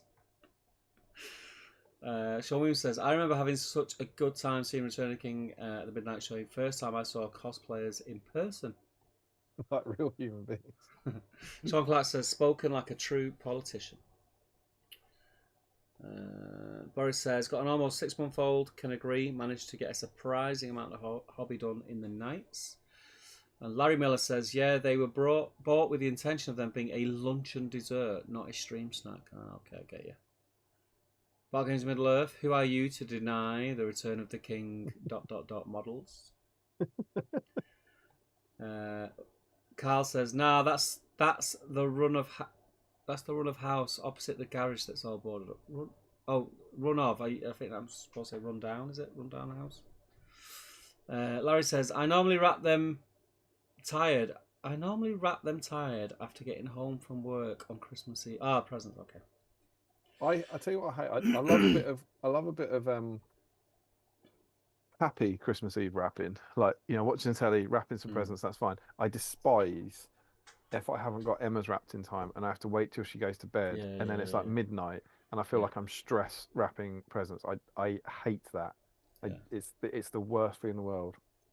What we've done the last few years, I mean, granted, it works out quite expensive, but it's just so much easier. You can order these bags, and they're like look like wrapping paper, but they're bags, and you just drop the presents in and just pull the drawstring. They're amazing.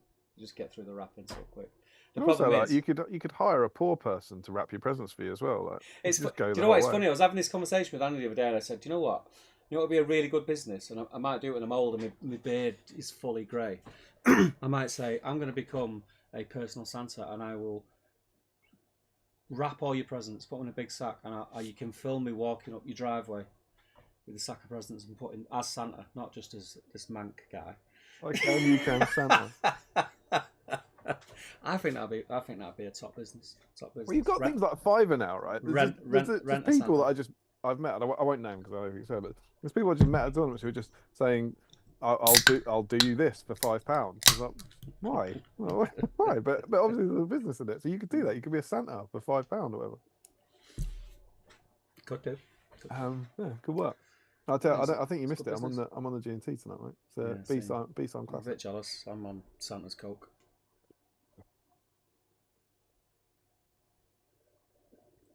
It's nice though. I bet.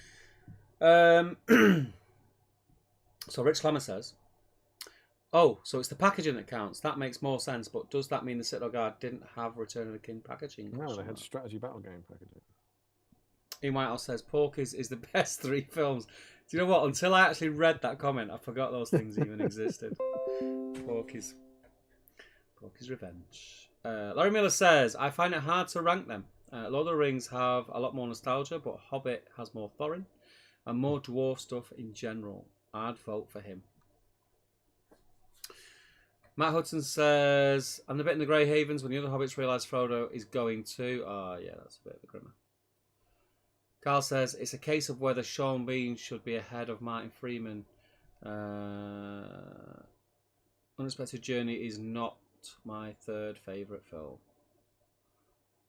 Oh, so he's got a different Hobbit one. Can't remember what it said. Today I've decided he's behind. He was doing Fellowship and Two Towers, wasn't he? As 1 and 3, and he said one of the Hobbits was. I just assumed it was unexpected. So what's your favourite Hobbit film?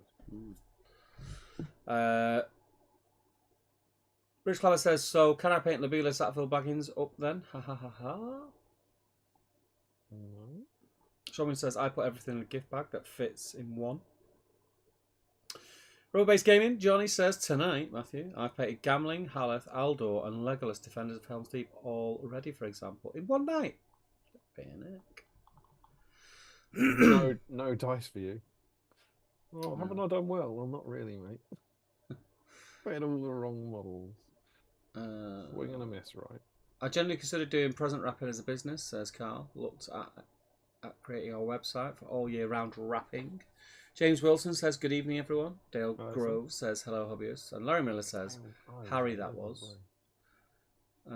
His name is Sean Bean or Sean Bean or Sean Bourne or Sean Bourne. Question mark, question mark, question mark, question mark. Sean Bean, my friend.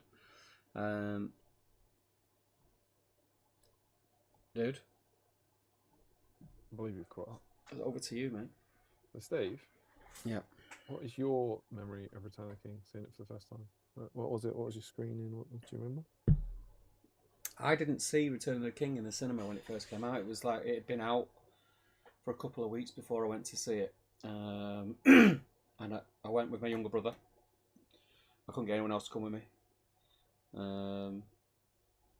Yeah, it was a weird one because I did really enjoy it, and loads of people like say, you know, I think we've had similar conversations to this before about the movies, and you get a lot of people saying how emotional they got, and I didn't. I kind of got a feeling of not that I wanted it to end in a negative way, but I was glad that it got to the end. Do you know what I mean? The 3 films, because it was over such a long period of time. Yeah. Yeah, I enjoyed it. I think at the time when I watched it, if I'm honest, I think when I watched Return of the King, I probably thought, not for long, maybe a few weeks or a month or so, I probably thought Return of the King was the best of the 3 films, but then as time went on, then as time went on, and I think that's because it wrapped everything up. Then as time went on, it's probably the most kind of massively cinematic with the huge battles. Yeah, it was just action, like all the way through. Yeah, like the other two, there was a lot of storytelling, and that was kind of like, yeah, just action all the way through it. But yeah, I loved it. It was great. It was great. The other two I seen Fellowship kind of by accident, but it was opening night, and then the Two Towers I seen on opening night, but Return of the King I can't remember the reason why. I remember I couldn't get anyone to go with me. I didn't want to go on my own. I was like, that was a big no-no, I remember. And just my brother to come, and I had to pay for him and everything and buy him snacks. Like a babysitter. Yeah. Steve wasn't allowed out on his own at that time. But yeah, it was. Particularly not with the anklet. It was good. It was a long time ago. It is, mate. Yeah, it's 20 years. It's 20 years. 20 years. Don't know if you heard. It's 20 years. Crazy, isn't it? It is crazy. That's where this journey all started, really, wasn't it? That we're on tonight. That we're here. Why we're here tonight. Yeah, I mean, it started 2 years before that, really. But... No, but that's what I'm saying. Like, if it wasn't for those movies, those movies were never made, we wouldn't be here now. We would never have met. We never would have met. No. Got a lot to thank that Peter Jackson bloke for. Yeah. So. Everyone in the chat wouldn't be in anyone's lives. Yeah. It's kind of mad. We wouldn't know how crazy Larry Miller is. We wouldn't have a clue. It'd be off somewhere, being crazy, and no one would know about it. Where would he be directing this craziness about Lord of the Rings? But I remember going to see it. I did see it on opening night, and I'd booked it in advance, which you had to do. And I still think you probably do for big films these days, but it was a different world, and you would have had to go to the cinema to get your tickets. Yeah. So, and I saw it in Kingston, and so sometime before, I don't know, I truly have no idea, but weeks before, I would have gone to the Kingston cinema to buy my tickets. Yeah. And I remember turning up, and we had like a 9 p.m. I'm not sure if it's a first showing, but like a 9 o'clock showing on the release day. And I went with my mate Neil. And I remember going in, and there being queues at the Odeon, out the door, like out the door. It's a place called the Rotunda in Kingston, and it all the way along the top. And they had printed word posters up saying "Return of the King" is completely sold out.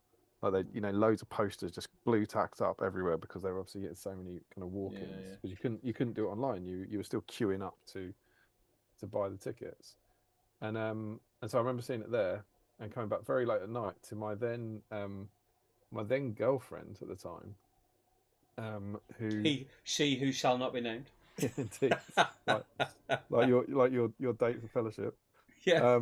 Yes. Because I can't remember why, but at the time she couldn't guarantee that she'd be able to get up there on that night, and I was like, "Well, I'm not waiting." She couldn't guarantee that she'd still be interested if you were a massive nerd. I can't guarantee but I was like, I'll be here by the end of I the was film. like, are you going to be here on, at 9 p.m. on this day? She was like, I don't know. I was like, well, then I'm going with Neil because I can't take the risk. I'm not waiting. And then I'm relatively sure, and it was the only time I did this with a trilogy. The next day, I saw it twice. Hmm.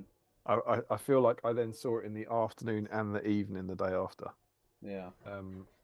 Because I was just like someone said in the chat when you were away how sad they were when it ended, knowing it was the end of like Middle Earth in the cinema. And whilst I didn't feel like that, I did have the feeling of wanting to make the most of it and be like, Yeah. I am gonna, at the time I was a student, I was in my third year at uni, and I was like, if I've got the money to go and I've got the time to go, it's like there's nothing better in this world that I would currently want to do with £6 than go and watch Yeah. Return of the King again, Yeah. whilst I can see it on the big screen. And I ended up seeing it. I saw it 7 times, That's crazy. which was less. That I saw Fellowship and Two Towers 9. That's mental. And so I was quite disappointed. But it was just that feeling. I was like, what are you going to do today? As well, if Return of the King's still out, I'll probably go and see that because in a month's time I won't be able to go and see that. Mm. And of Do you course, remember, and you had that weird period of time where it was out in the pictures, but then there was a darkness before it was released on the video on yeah, DVD. of course, yeah. Well, there's months. It was months, yeah. They were coming out in around about June on home release. So Mm. I remember Fellowship was in the cinema till April, which Yeah. is just mad now if you think about it. Yeah. But Fellowship was in the cinema for about 4 months, and then the home release was about June or July time. Then the extended edition was November. But yeah, so for me, I was like, it's not. I just didn't feel mad, and I don't do it for other films. I've never been to see other films that many times. I did it for The Hobbit No. as well when that came out. Which is I just love those films and that world so much. So I was like, yeah, I want to go and see it at the cinema. I want to take it all in on the big screen as much as I can. Because obviously at the time as well, you have no idea. Now looking back, it's like, well, you can probably go and see it in the cinema once a year if you want. But it's like you didn't know that was going to happen. You didn't know it was going to get like re-releases and IMAX all-nighters and all that sort of stuff. But I can really, really clearly remember that. I don't honestly remember too much about my thoughts on it beyond liking it. Do you know what I mean? I can't remember bounding out and thinking whether or not I thought it was the best one or whatever. But I did love it. I remember the girlfriend when I saw it with her the next day. It's literally the day after. I couldn't wait a day. We went to see it the next day, and she said that. I remember her saying that Legolas climbing up the mummock was too much like a computer game.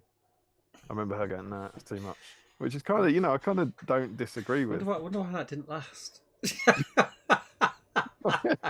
You just went. Sorry, I hit Get her out. in the face. Get out. Get out. How dare you? How dare Sorry, you? you what?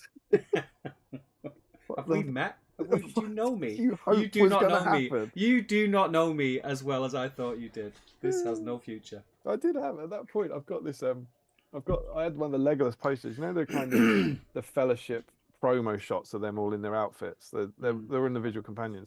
I had a poster of Legolas from that. It's a really cool picture, and I had it board mounted, and he was hanging above my bed.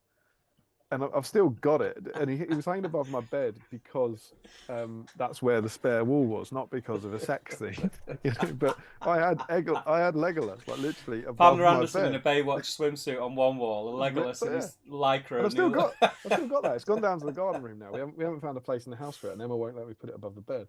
But I had that, and I was like, sorry, sorry. What did you say about Legolas? The guy's above my bed, like. What's your goddamn? What is your problem? What is your problem? Where's all this hate coming from? What is wrong with you? I never actually reflected on that, but maybe that was what brought it to an end. And then on the first day with Emma, I was like, so a few ground rules. You know that scene where the mum... Is it too much? Do you think it's too much? It's not, is it? No, good. All right, we can go on. No, I mean, I just loved it, and it was great. And I just remember really, really enjoying seeing it in the cinema and just seeing the end of that kind of cinematic journey. And yeah, I thought it was great. Yeah, it's cool, man. It's a cool thing. I've warmed to it more recently over the last sort of couple of years, where I've done the kind of, when I did for Throwing Skulls, when I did the Army of the Dead. that was my way in to Return of the King for the gaming. I Yeah, didn't have a Mordor army, and obviously I didn't have a Gondor army, but I did the Army of the Dead, and then because of them, that made me paint them around an orcs. And yeah, then almost after that, I started doing the BSIME Gondor stuff. So it's only in the last 5 years that I found from the Return of the King stuff from an SBG point of view. I was always Fellowship and Two Towers, and I think I've started to enjoy it more over the last few years, kind of rewatching those scenes from a hobby point of view. You know, kind of yeah, painting and those kind of things. Getting the Pelennor box set and getting the Osgiliath box set. yeah. I always, not always, that's a massive exaggeration, but it has crossed my mind over the years a few times how that period of time, I don't think there's been any other franchise movies that were like the Lord of the Rings films and Harry Potter, and have had Yeah, the longevity that they've had. no, for sure. I was going to say Harry Potter would be the Yeah, only two. Those Harry two. Potter was another one. Really, I really like the Harry Potter films. I think they're great, Yeah. but it was never a thing that I was like into. Cole was, my son was, so that I watched them all with him. But I remember the hype, and it was like people would compare them all the time as well, wouldn't Oh yeah, yeah, for they? sure. Like compare them all the Particularly with the time. wizards and Dumbledore and Yeah. Gandalf and all that. I Um, remember, like it's one of those things you don't. I don't want to just sound like a, patronizing. Oh, you don't know what it was like. But if you weren't kind of there as either born or seeing it in the cinema or kind of an adult, you won't necessarily know the impact on shops that it was everywhere. Like Lord yeah, of the yeah, Rings, yeah, when yeah, you walked into Smiths, they just have a table of the Lord of the Rings action figures, and yeah, in a way that never happened with the Hobbit. And they clearly some people thought it was going to happen with the Hobbit. yeah, They had a lot of stuff, but for months and months, and it reminded me of the X-Files in the 90s, the massive boon of that, and the kind of stuff you get in Harry Potter now. It was yeah, like that. It was absolutely everywhere, and Return of the King was the peak because it was the most successful one. It's the mm, I think it wasn't it the first film. No, it wasn't the first film to cross a billion. Titanic's the first film to cross a billion, isn't it? But it was certainly one of the first films to cross the billion mark. yeah, And you'll never understand that. You'll never get the significance of that by looking back at it. You might yeah, still appreciate it as a great film, but you won't be able to capture what it was like and how much Return of the King was out in the world. That was the other thing I was going to say. I remembered it. I remember maybe the night before I went to see it, or a couple. No, it must have been a week before. I was at my parents' house and I was watching the footage from the premiere. It was on Sky mm, News, and they were live from the premiere of Return of the King, and they were showing the clip. The clip they had was where Sam and Frodo are talking to Gollum, and when he looks in the water and he sees his reflection, yeah, yeah, it yeah, was that little scene that they were playing, and then they were showing the interviews. And I remember like a week in advance watching that and being so yeah, excited yeah. before it came out. Yeah, I mean, but you're right. Like people don't realize what it was like. It was like when you because you didn't have like YouTube and the internet to go on. It's like if a film comes out now and a trailer drops, you can go and watch it as many times as you want on repeat in high definition. In them days, right, you'd see a trailer before the film you watched in the cinema, and that was it. You'd see it once. If you wanted to watch that 30 seconds to 60 seconds again, you had to buy another ticket, like you did, you mentalist. I was going to say, have I told you this? Have I told you my story? I know. Go on. Were you talking about the 9 viewings? Yeah, Yeah. So I can't believe I've never told this on the stream, but as much as possible, but ahead of it, because this is relevant. It's about the build up. You wanted to see the trailer, right? And there were mm. there were two trailers for the Two Towers. The third one that people is now on the internet was a pre-release thing. It wasn't in cinemas. There were two, and I think there was only one for Return of the King. And again, in 2002, you found that out because you heard the trailer is out there. You read about it somewhere. Yeah, Empire. yeah, What yeah. you couldn't watch it. There's no YouTube. And I remember wanting to go and see it. So it's out, but there was Mm. no way of knowing what film it was on. And there probably was, but it just wasn't public knowledge. Yeah, yeah. And I went to see with that girl 9 films, because we were dating. We won a weekend to see the Return of the King trailer, and I never saw it. We went to see 9 films. The sum of the shit I sat through. So every week we'd go see a different film because we couldn't see the same film twice because we Mm. knew the trailer wasn't attached to it. wanting to see the Return of the King trailer, and I never saw it. And what to make it worse, there was a trailer for the video game, you know, the third person Yeah, video yeah, game, yeah, yeah, and it started with footage from the film. yeah. It is, yeah. And that trailer is probably on the internet as well. And I remember it started with Aragorn rearing up on Yeah, Brago, you know, at the Black Gate. yeah. And I remember going, and then there's a shot where Legolas kind of, I'm sure it was Legolas, would pull his knives out or something, and then it would cut to video game footage, and I would just be punched in the stomach every time I got asked the video, and it would get me every time. And so I saw that trailer as part, you know, part of the adverts before the trailer. I saw that a bunch of times, Yeah. but I never saw the Return of the King trailer in the cinema, and I remember eventually finding it on a uni computer on a tiny PC window in a tiny little square in the middle of the screen. I found, like, you know, a streaming service that would have it, and it just looked crap, you know, because Yeah. it was, you know, it was 2002 or whatever.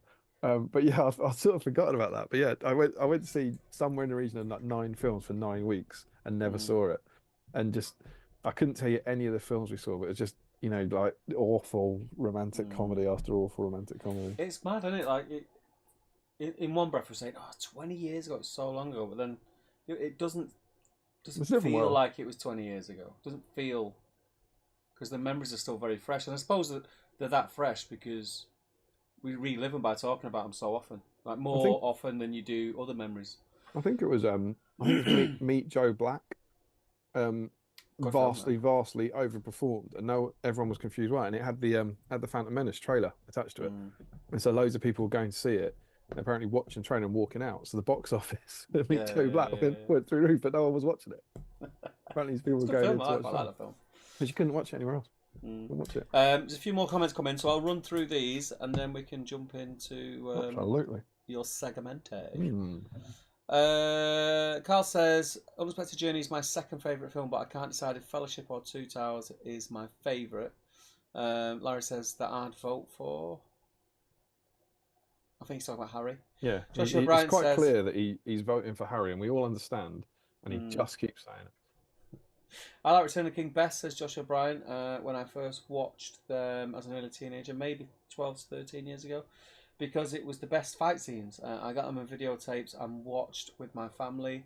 As I've aged and watched the extended editions, I really think my favourites in order are Fellowship, Towers, King. Yeah. Katie says, so I have Lord of the Rings to blame for Christopher. Or, Katie, does Christopher have Lord of the Rings to blame for you? I thought it was going to be happy. I got you back, Chris. I got you back. Larry says, it didn't really make much of a difference as they were all in the same house, but Return of the King was the extended edition that was mine. My oldest brother got Fellowship as a Christmas present when it came out. The middle one got Two Towers, then I got Return of the King when it was released. And Mr. Whitehouse says, I think Return of the King is where Gollum really shines. Love Circus.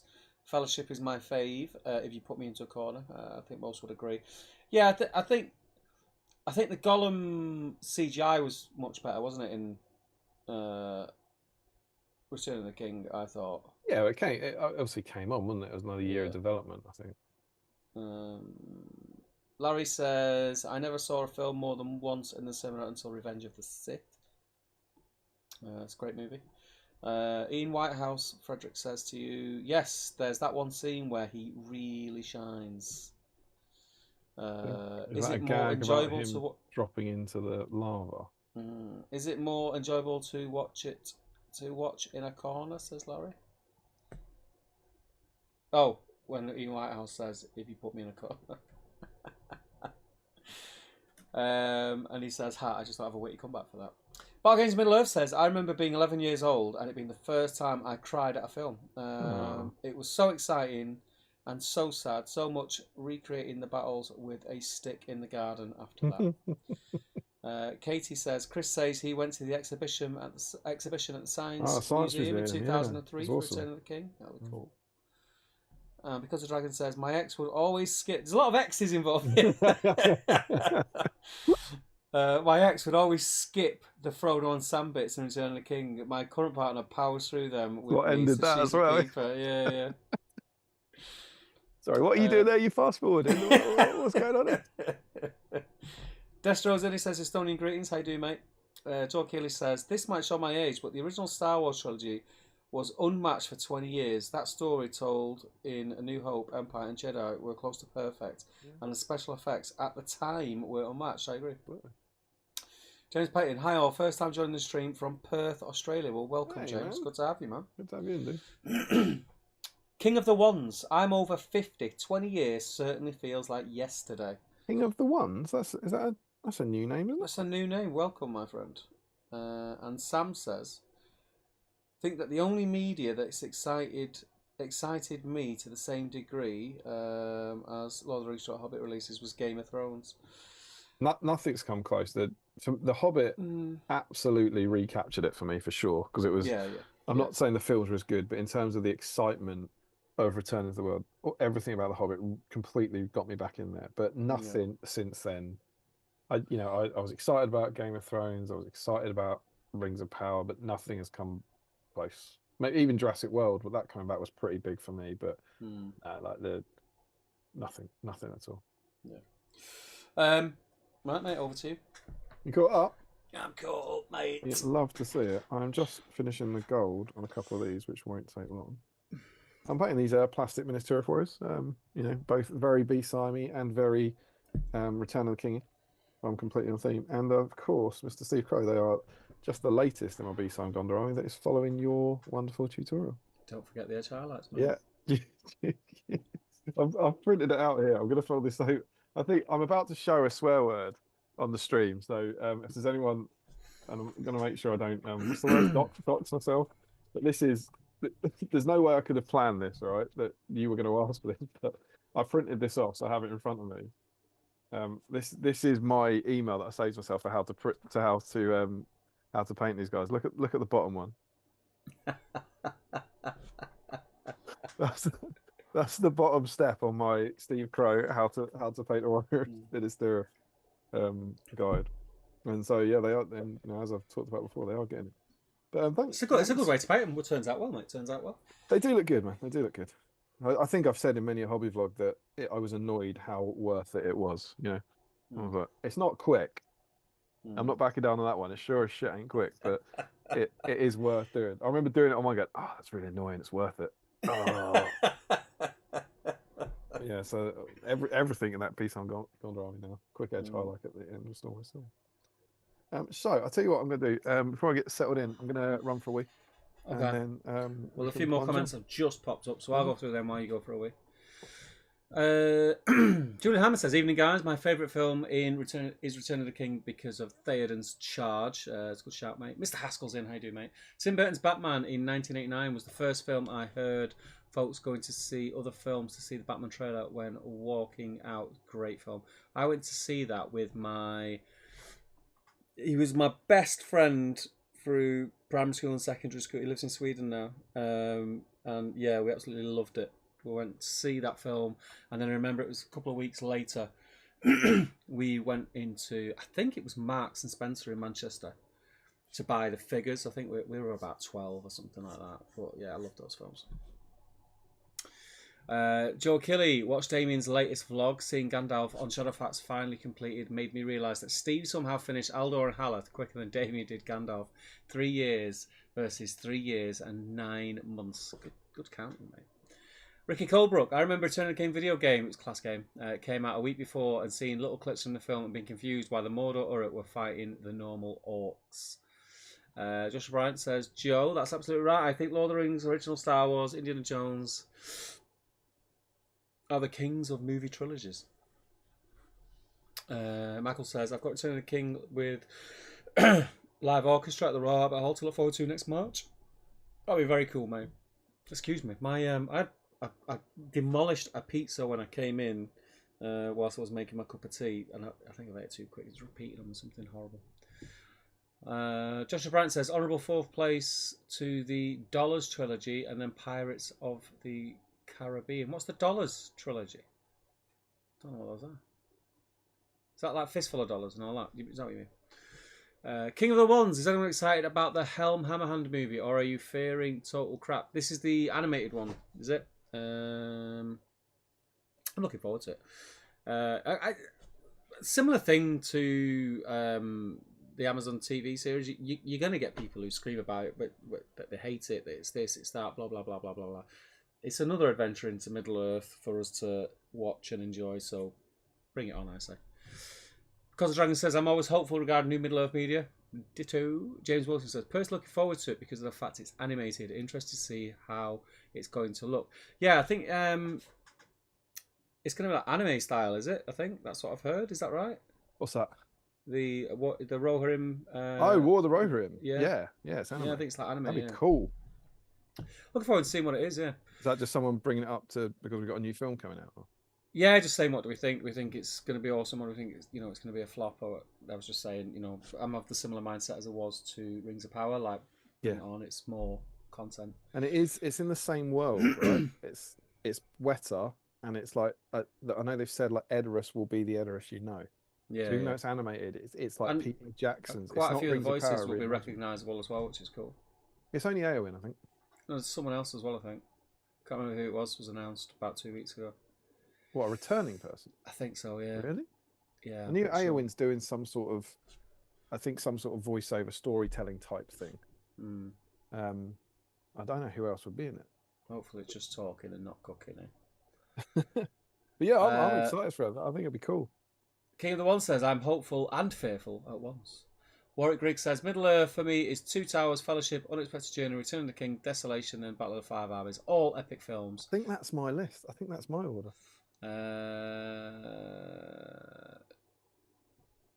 Joe Kelly says, don't forget Matrix trilogy. It's good. James Wilson says, what, as one of the best trilogies? It's good. It's not Lord of the Rings. It's not. I mean, Matrix is great, but the others. Plus, Brian Cox will be good as Helm. I think he's got the right sort of voice. Yeah. Posting Spirit. I'm not a fan of anime, but because it's Middle Earth, I'm keeping an open mind. Do you want me to make it even worse for you, mate? There's a rumor, isn't it, that all anime characters, the drawings, they're actually cats. If you look at the features, they're cats. What? That's going to freak you out. If you look at all anime characters, they're drawn. Oh, what? Not cats. In this film, but you just all anime. It's just in general, yeah. Helm is my favourite story. Can't wait for it, says Sean Clark. Josh Bryant says, yeah, when I say the dollar trilogy, I mean fistful of dollars for a few dollars more. And the best one, the good, the bad, and the ugly, yeah. You like Helm, don't you? Yeah, why not?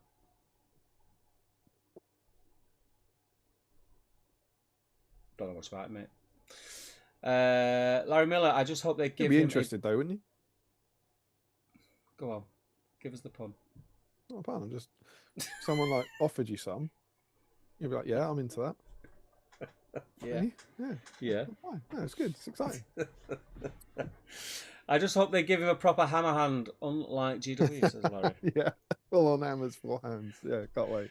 Josh Bryant says, "Ooh, Brian Cox's Helm certainly got the gravitas for a king of the Rohirrim." Yeah, I mean he's a professor, isn't he? And he it was odd casting. It's strange to see him, like, he loves space and he loves astrology and all that, and he's a physicist, and I get that. It was surprising to see him cast in that role, but I think he'll bring a lot to it.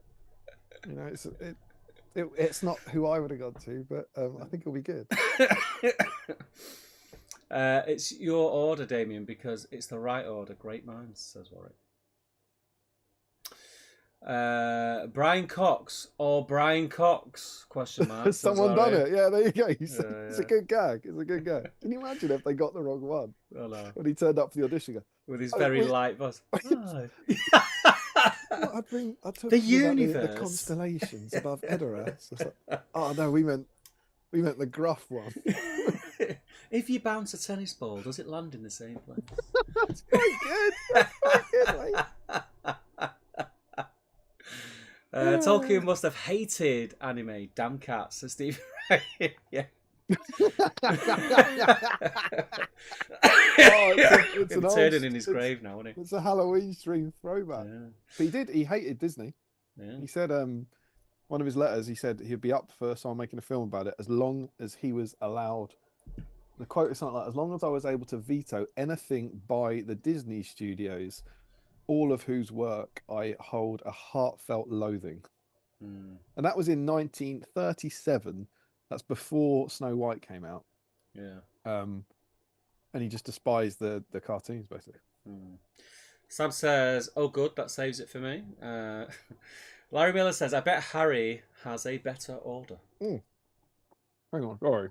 I've just grossly misrepresented him. He said an animated. He'd like animated, but not Disney. So because that was the only way he could picture it being made. So he said an Ah, animated feature would be good as long as it wasn't by the wasn't Disney Disney. studio. Yeah, So yeah, he might have liked anime. He was actually in favour of an animation of there it, you go. but just not by Disney. James Wilson, I think as well, if we're talking good trilogies, the Dark Knight trilogy has to be up there. It is a good trilogy, yeah. I don't think the third one's as.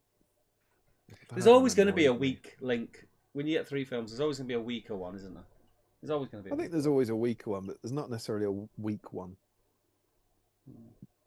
Dark Knight Um, Rises is just silly. There's too much of it that's just silly. In a very, very sensible world. How does he get back onto Gotham? That makes no sense. How does he get back? it's movie world, I mate. tell you, you know what the silliest thing in Dark Knight Rises is? The thing that really, really grinds my gears. Go Um, he loses all his money because Bane goes to the stock exchange and rips him on. off, right? So Bane, the super villain, breaks into the stock exchange very publicly, takes loads of people hostage, and is involved in a giant car chase. And as a result of those trades, Bruce Wayne loses all his money, right? And then they turn the power off. You know, he gets skin or whatever, right? What? Surely Bruce Wayne gets. You know, yesterday when that villain broke into the stock exchange, that wasn't me. That was a crime. Obviously, That's I'm not fraud, mate. broke. It's fraud. Yes, It's fraud. it was probably that wasn't it? It was probably that. And also the idea that I think it's the next day that the power goes off in Wayne Manor when he's banging Marion Cotillard. It's like you'd get months of red letters before you were cut off. But that really wound me up. That it was like, are you a billionaire? Bruce Wayne can lose his money when someone clearly manipulates the stuff. No, that's and he less would. real. That's And less realistic he's than got the all bloody them Batwing. super high tech Yeah, weaponry in a it's, Batcave, but he's not got a backup yeah, fund somewhere. exactly. Just, that's the stupidest part of all of it. Like, oh, it just wound me up. Yeah. Oh well. Yeah. Come on then. Let's do All it, right. mate. So I've got two pieces to go through. Yeah. One, I mentioned this when you were off escorting your fine lady home. One is about the build up to the release. So now, stop talking about the Dark Knight and arguing with me. What I want to you turn your memories towards, if you have any memories, turn your comments towards if you have any memories of the release of the game, of the game coming out. And I'm going to caveat all this with, I don't remember this. Remember we did a year ago, we did the Two Towers, and I said it was I was quite sad because it was exactly the time I was dropping out of the hobby. And I remember the stuff coming out, and I had to buy one White Dwarf last year to kind of complete my collection. Yeah. But I was dropping out of it, and I watched the release of all the Two Towers stuff, got very excited, but I didn't buy any of it. And it was when I went off to uni and all that sort of stuff. By the time Return of the King comes out, and I'm just not. I was watching the films, but I wasn't doing any wargaming. And I went through my White Dwarf collection. I was missing 6 issues.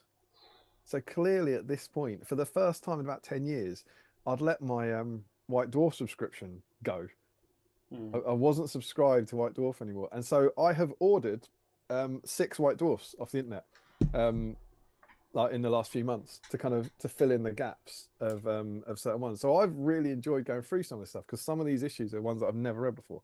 But our story begins in October 2002. No, 2003, when we are on White Dwarf 286. Actually, no, because this one's earlier. Sorry, September 2002 with White Dwarf 285. And look, it's still the Lord of the Rings Two Towers. So this is a September issue. And inside here, we get the Return of the King. And we have, within days of the Two Towers DVD being launched, you'll get your first chance to try out the new version of the Lord of the Rings strategy battle game, The Return of the King, in action. From September the 12th, you'll be able to pop into your hobby centre and check out the new Return of the King miniatures and manual, including the new Mordor Orcs and Warriors of Minas Tirith. Compare that to the Hobbit releases. So from September the 12th, and I think the film came out on about December the 16th. So 3 months before the film comes out, you could go in, see the models, and look through the rulebook. which is kind of cool and shows you an awful lot about how different the kind of marketing was. Yeah. And then we also have in their Lord of the Rings section, we have this bit that Alessio, and bear in mind this is probably written 2 months before it comes out.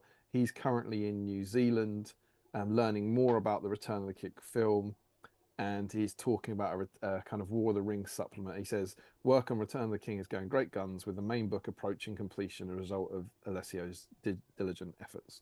So that's obviously like written in, I don't know, July or something like that. But that's the first we hear about it. The month after that, you get, this was cool, Harrods. During September and October, Harrods in London will be holding the Art of Living promotional event based on all things artistic. On the 25th of October, Games Workshop will be in Harrods holding the Lord of the Rings painting event promoting the forthcoming Return of the King range. Didn't even know that happened. I know, right? Anyone go to that? Imagine if we've got someone in the chat who went to that. I certainly didn't. That was cool. And then in this issue, so again, this is the October issue. Check this out. The Lord of the Rings Return of the King Battle Games Day. So they were running events. Warhammer World tickets were £10 each. The good old days. 10 a.m. to 4 p.m. A whole day of the Lord of the Rings battles, painting and scenery workshops, opportunities to meet artists and designers, play on battle tables with your 250-point painted armies. Doors open at 10 a.m. Pretty cool. Would have gone to that. And then we get the ring bearer. So this is cool. This is Alessio coming back from his trip to New Zealand. So he's got a photo of him playing a game with Peter Jackson and the sculpting team out there with Peter Jackson. And he gives some hints about Return of the King. Okay. The fragments of material we have seen had a jaw-dropping effect. The sheer scale of fights that will take place in the third installment of the film is unbelievable. The battles in the Return of the King will make the assault on Helm's Deep look like a small skirmish. After seeing the part that the Fell Beasts played during the conflict, I've decided I've definitely made them too weak, and I'm seriously considering adding at least another attack to their profile. It's not the only change I will implement to Return of the King, because reading a more up-to-date script, I have found a few of the scenarios, so this means in the book, a few of the scenarios are slightly inaccurate in representing some of the scenes from the film. It might be a bit too late for making some of the changes, so you'll have to forgive us if you find some minor inconsistencies between film and game, but we'll endeavour to fill any gaps in the future supplements, the Siege of Gondor and the Battle of Helena Fields. More and more, it feels like the Return of the King is so huge it cannot be contained in one game, and the next two supplements will play a big part in the monumental task of completing it. So I thought that was fascinating that they were publicly admitting in advance that they'd not got things wrong, but things were changing. If you look in, you go and look at There and Back Again. You know, think about the Hobbit releases. You know those supplements that came out, and there was not a single. We've looked at those in detail, right? Not a single word of saying, "Yeah, we know this isn't right."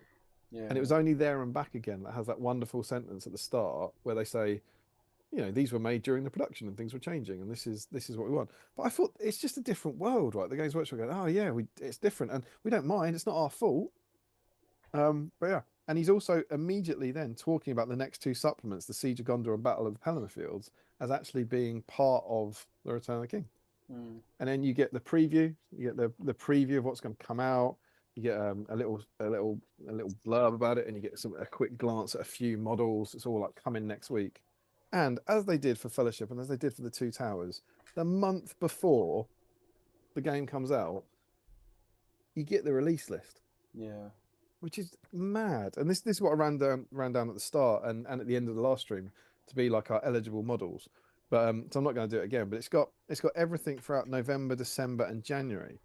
And I kind of had a look through, and what's not on here, and I might have missed something, but what's not on here is the Mordor Troll, the Mordor Troll Chieftain, Shelob, and the Witch King on Fellbeast.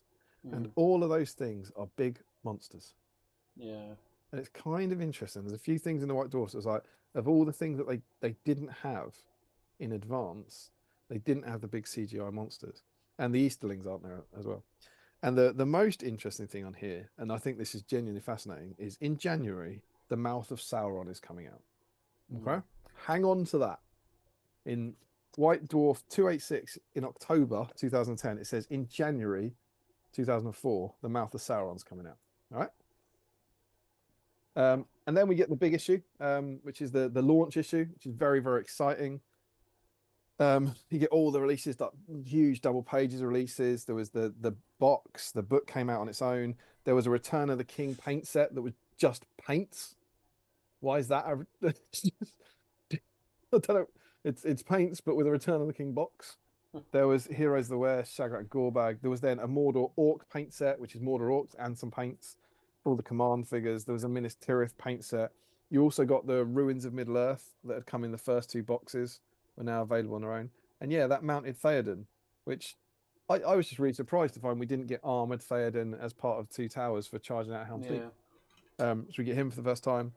You then get an unboxing, which is a really kind of weird article. This is like one of the community guys share website. He's been given a box that says, "Get excited about the box." So it's not designer's notes. It's like going, "Wow, this box is amazing." Overall, this is a great start for anyone. If you get the chance to pick up a box, don't just look at the back. Make sure you take a peek inside. It's like a YouTube review, but in their own magazine essentially. I'm also pretty sure these guys are resin. Like, look at the quality of these. These look phenomenal. Look at the depth and the sculpts on there. They look incredible.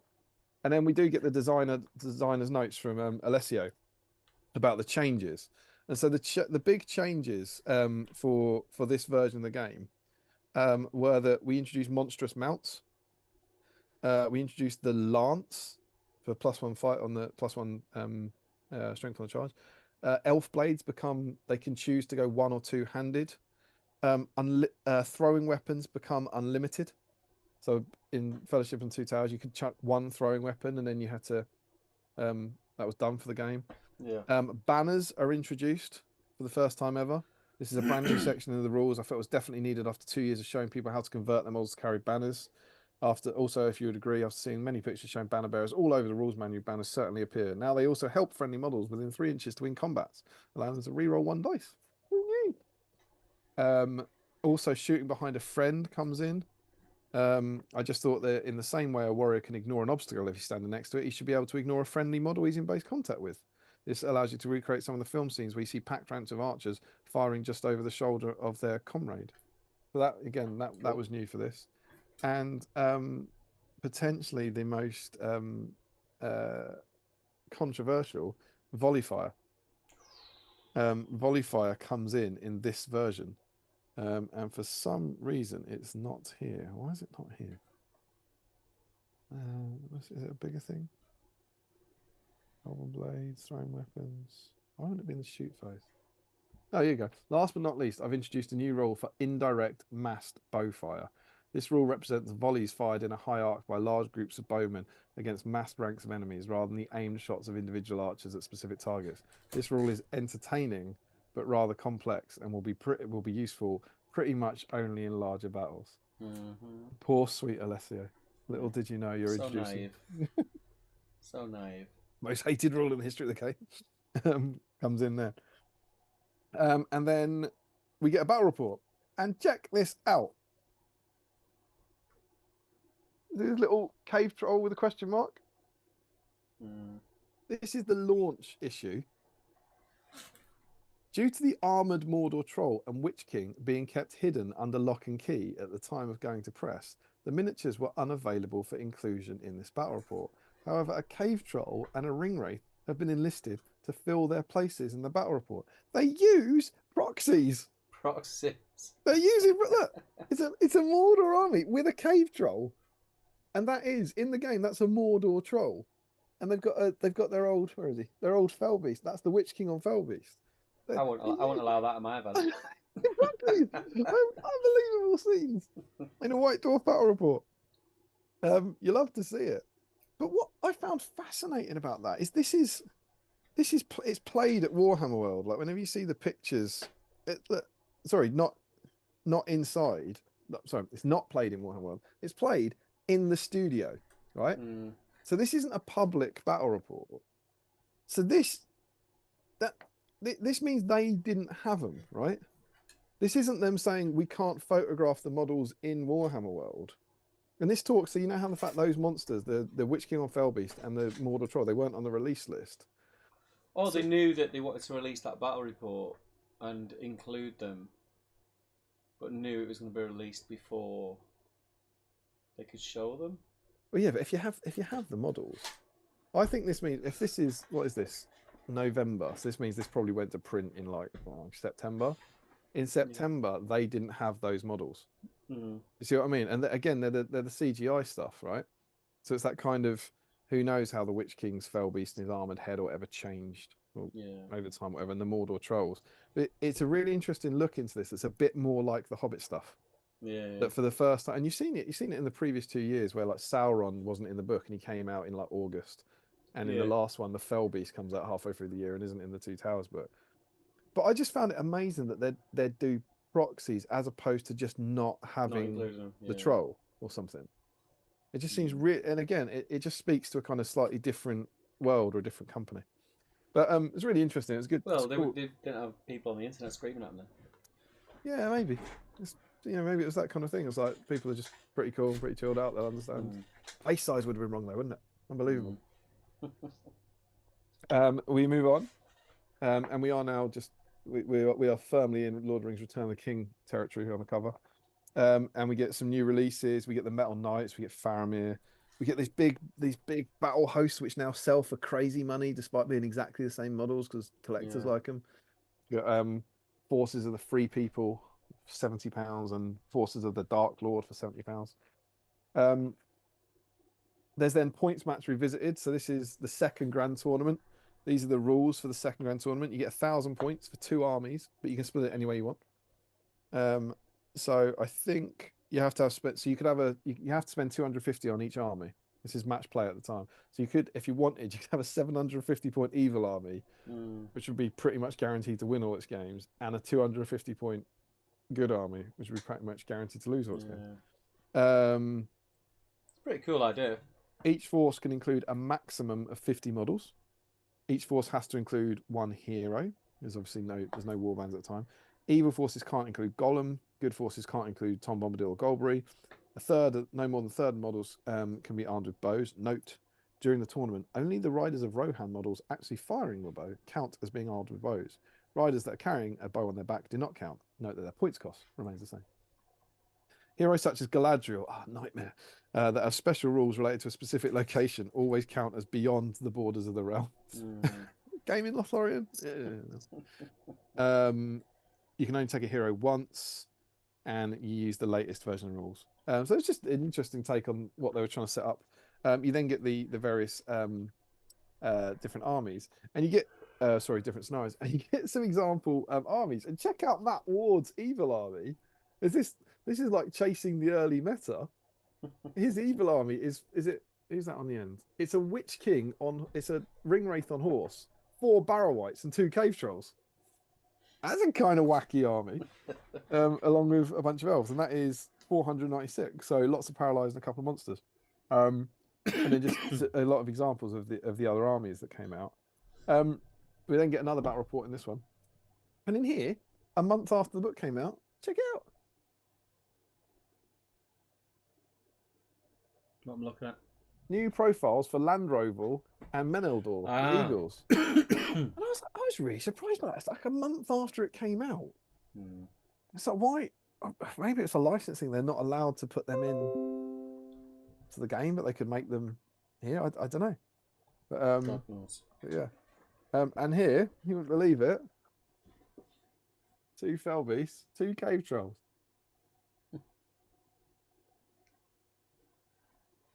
Unbelievable. Oh, what did that? Let's happen again. And then we get Open War, which was tactics. And the reason I was interested in this is because there's this great line here that says about how the Return of the King system has tried to steer the game towards mass battles. Yeah. And so this is written by Matt Ward. And he says, in the Fellowship of the Ring, Two Towers, skirmishes were being fought with a few hundred points of models on each side. Now, with the final battle fast approaching and the fate of Middle-earth hanging in the balance, the world has erupted into total war, with vast armies vying for supremacy. While the overall gain system for the Lord of the Rings hasn't moved away from its skirmish format, we've introduced some new rules to give larger games a more titanic feel, with the rules for banners and volley fire sitting alongside tweaks to existing rules for archers and spearmen. You really can recreate the vast battles of Return of the King. Let's take a look at how they work. And then he goes on, and these are good tactics, to be fair. But he talks about banners, being the importance of them. With battle lines, he's then got some quite detailed diagrams about how you can now kind of put archers behind Yeah. your guys and shoot with them to make ranked up armies. Volley fire gives you a method of striking at troops from much greater distance than normal because it doesn't require a long line of sight. And then more about spear support. So you can see in there's the kind of, that's what those rules were trying to do. They were trying to make it for more about kind of armies fighting armies. It was kind of cool. And then this is a simple one, but there's a painting guide from one of the heavy metal guys about painting Mordor orcs, which I just thought was fantastic. If you look at that, and it's the paints along the top and down the side, and then mixing them, to make different colors of orc skin. It's just a really, really, really good article. It was just about kind of, they make a deliberate thing here about the light and the dark. Sort of, if you paint him, can you see that picture? Yeah. And they're talking about the difference between the model that they're painting from the film and the actual way they paint it. The translation of the darker color on the real orc to the miniature version is not as harsh as you might expect, and by lightening up the colors slightly, the miniatures will look a lot more distinct. It's actually a really useful painting article about kind of translating, the miniatures onto the films onto the table. I just wanted to give a shout out. This begins the month after that. This is January. This series begins A Tale of Good and Evil. People won't remember it. It's written by Steve Kumsky and Adrian Wood, and it's over 8 months, and it's basically like Battle Streams in Middle-earth. It's these two guys who just create armies. They create some basic warriors. They build a gaming board. They create some boats. They build a castle. They play games against each other, and it's just awesome. It's just 8 articles written out. Yeah, exactly. Like there's an article about it every month as they kind of they build these things up. There's lots of other articles in here as well. There's some classic scenery building stuff for like building Osgiliath terrain. We're still in the era where they'll help you make it out of all your regular stuff.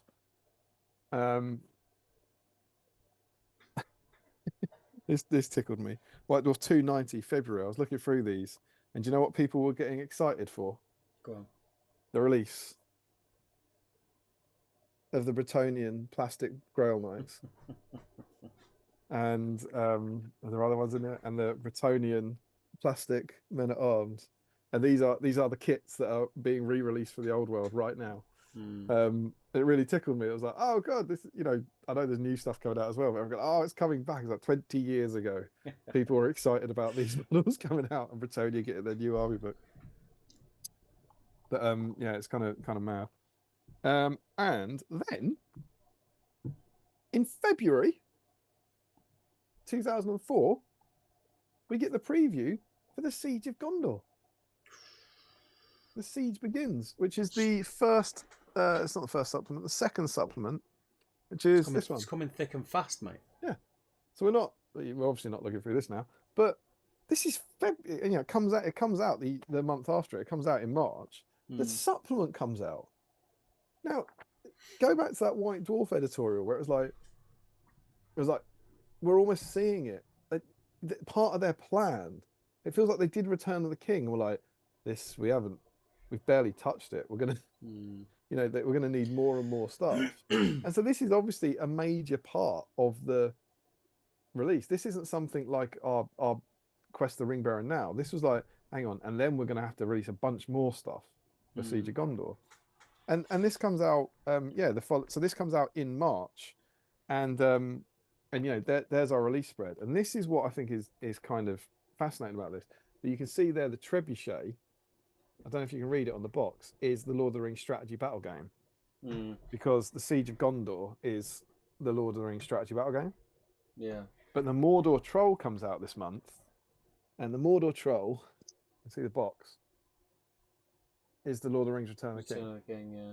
So they did have different branding at the same time. That's why the Metal Mordor Troll is in this week. Yeah. But all this other stuff, this is where you get Boromir with a banner, Citadel Guard, Moran and Orcs, Trackers, Gothmog. That's all Siege of Gondor stuff. So I just found that kind of interesting about the way they're now putting, they've now got battle reports with Mordor Trolls in them because they've now at this point got the models and are painting the models, whatever. It was just a kind of interesting way to do it. Also, check this out. SBG battle reports where every single model is on the map. That's cool. I know, right? This is like old school GW battle reports, but I don't remember them doing this for SBG. But so you literally track every single model, which is kind of cool. And presumably someone did this and had an absolute heart attack trying to position them all. But they're really, really good battle reports. They're not many pages long. But what I found, because I've read through a lot of these, when you get articles like this, you see how much text there is on them. There's a lot of text fitted onto that. Yeah. Which is kind of cool. But yeah, and then you get the kind of Siege of Gondor design notes, and of course with that we are beyond the remit of this stream because it's in Siege of Gondor. There's a few more bits. In April we get this.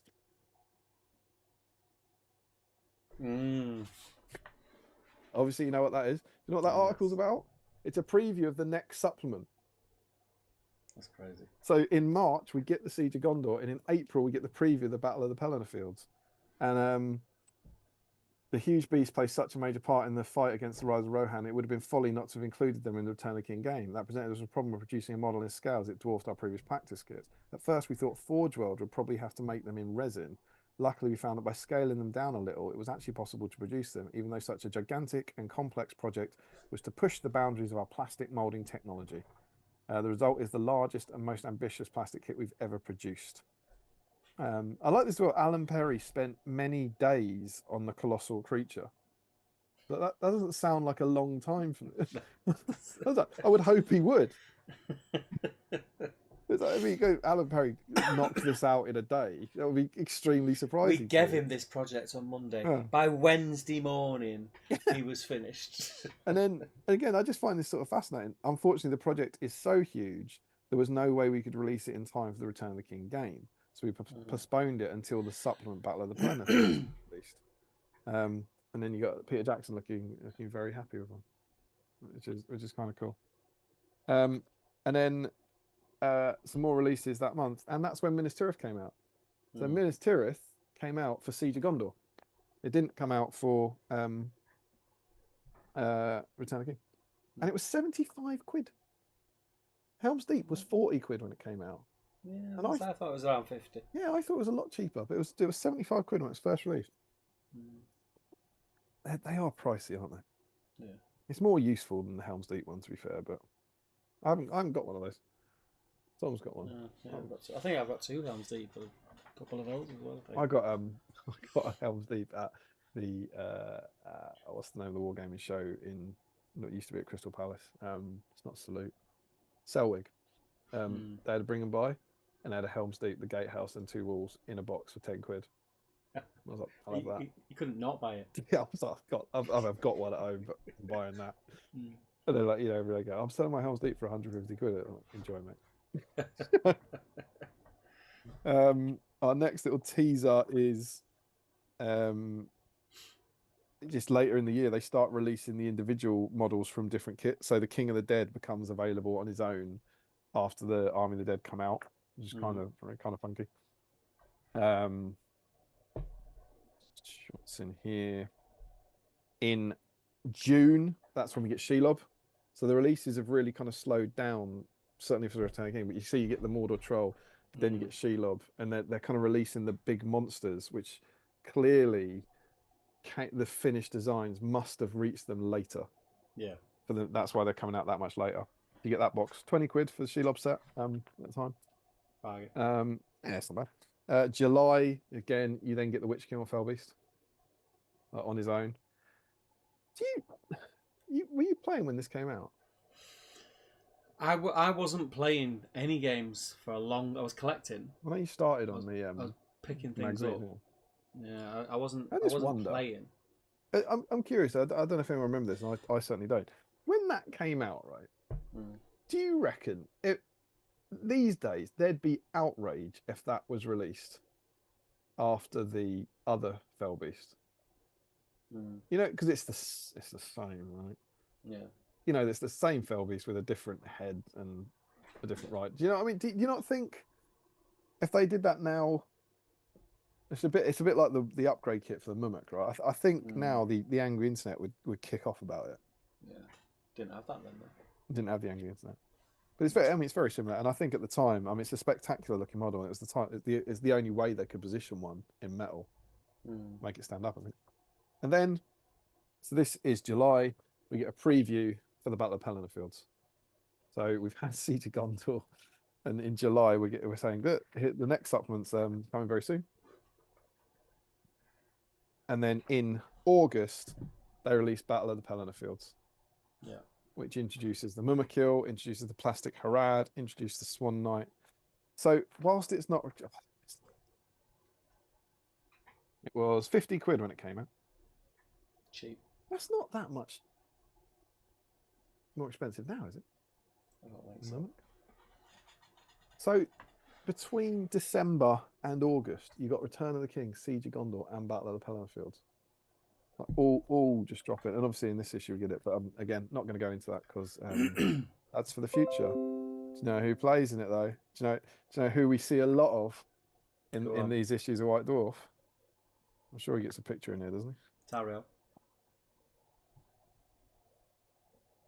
Who's this fresh-faced little guy? The Troke. Look at that. Look at baby Troke. He is. But yeah, he's writing loads of articles. He's a mere pup. He's a mere pup of a Troke.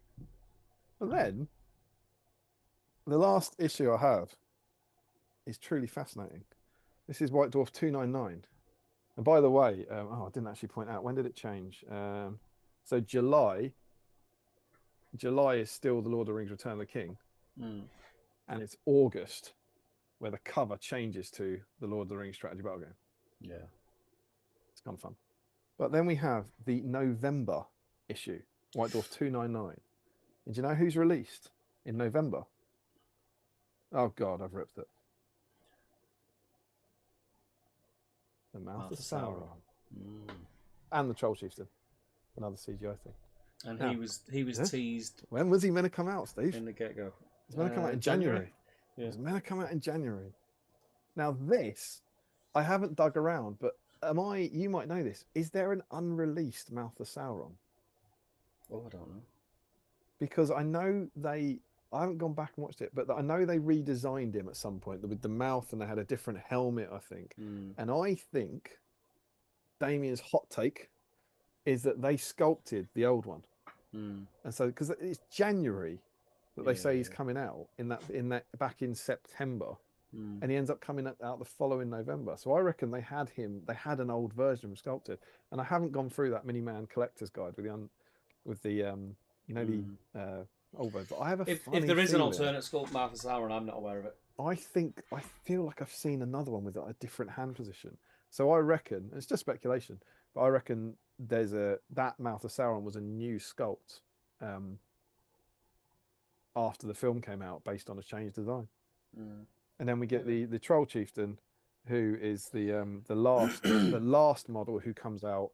The Troll Chieftain and the Mouth of Sauron are the last models that come out for profiles that are introduced in the Return of the King book. Very cool. So that's our year of releases for Return of the King, which is kind of fun to look back on. I thought, and there's some really, really good stuff in there, really, really, really good content in the White Dwarfs. So yeah. Do you want to jump in the chat? And then I was going to say, do you want to jump in the chat? Because I need a piddle. That seems fair. So I got up to James Wilson saying, I think as well, if we're talking good trilogy, the Dark Knight trilogy.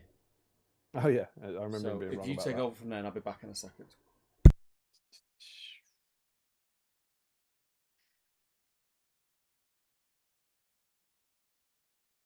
Oh, I've heard this. There we go. Because of Dragons, Ben says, always like the idea of an animated series that matched the mini epic designs of Weta. Oh yeah, that'd be cool. The sort of caricature ones. Josh Bryant, I feel utterly vindicated in my hatred of Disney. Oh, Josh. He and his company have done such a disservice to my art and source material. Knowing that Professor also hated him just makes me smug. What's your art and source? What have Disney done to your art and source material? Josh, let us know.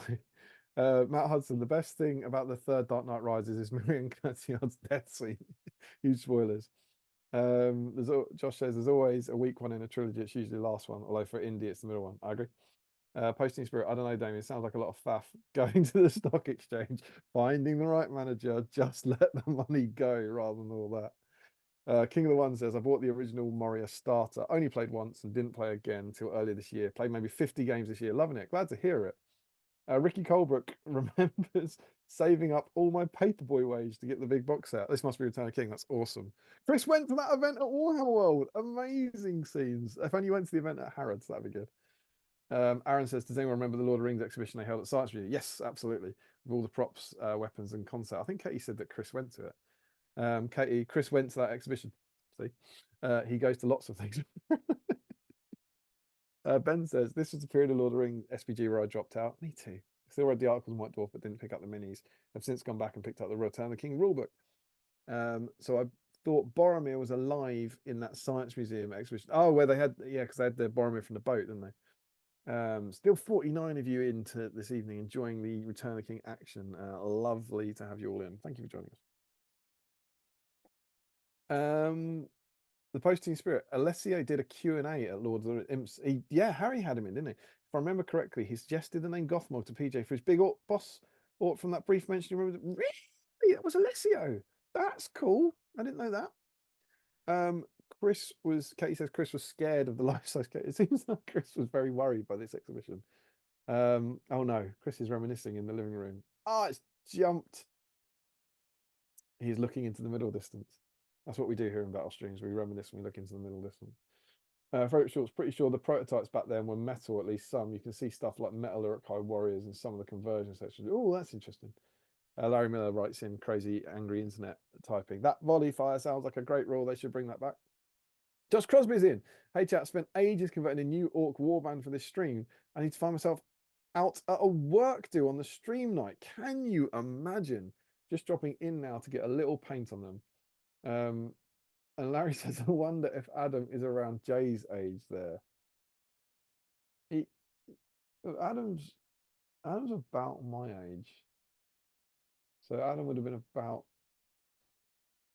early 20s there, I think. Larry Miller, did we see the mouth model before the extended edition released? Oh, that's a good point. That's a good point, Larry. Because he wasn't in the theatrical version. So they might have had to pull him. You're probably right, Larry, and I despise saying that. I think you're absolutely right. I don't think it is a redesign. I think they had, it might well be that they had that model sculpted. They were gonna release him, and then they couldn't release him because he only appears in the extended edition, because they wanted to keep him a surprise. Yeah, I'm sure you're right about that. Well done. 10 points to Miller. 10 Michael points goes, to Villa. 10 points to Miller. Lots of points to Villa this year, though. A disappointing number of points to Villa. I imagine Dale disagrees. Send some of those to United, I would say. Yeah, please. Larry, I think Larry smashed the Mouth of Sauron thing.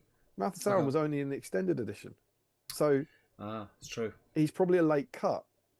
So when they do the release list, he's in the film and they're going to release him. And so I think I'm completely wrong about the sculpt of it. And then they weren't allowed to release him. It's like the King. Larry Miller says, I feel like the Raimi Spidey film should be mentioned if we're talking trilogy. Really? No. I don't want to upset you, but my stream is spinning. Is that just me? It's just you, mate. If you could just check in. If it's just me, that's fine. Mine looks fine. Although if my internet is in trouble, then that does have ramifications for the stream. But I'm glad to hear it. Glad to hear it. Harry's in. We knew Harry's in. He can confirm. Yeah, did you hear this? Apparently, Gothmog, as the name of it, came from Alessio.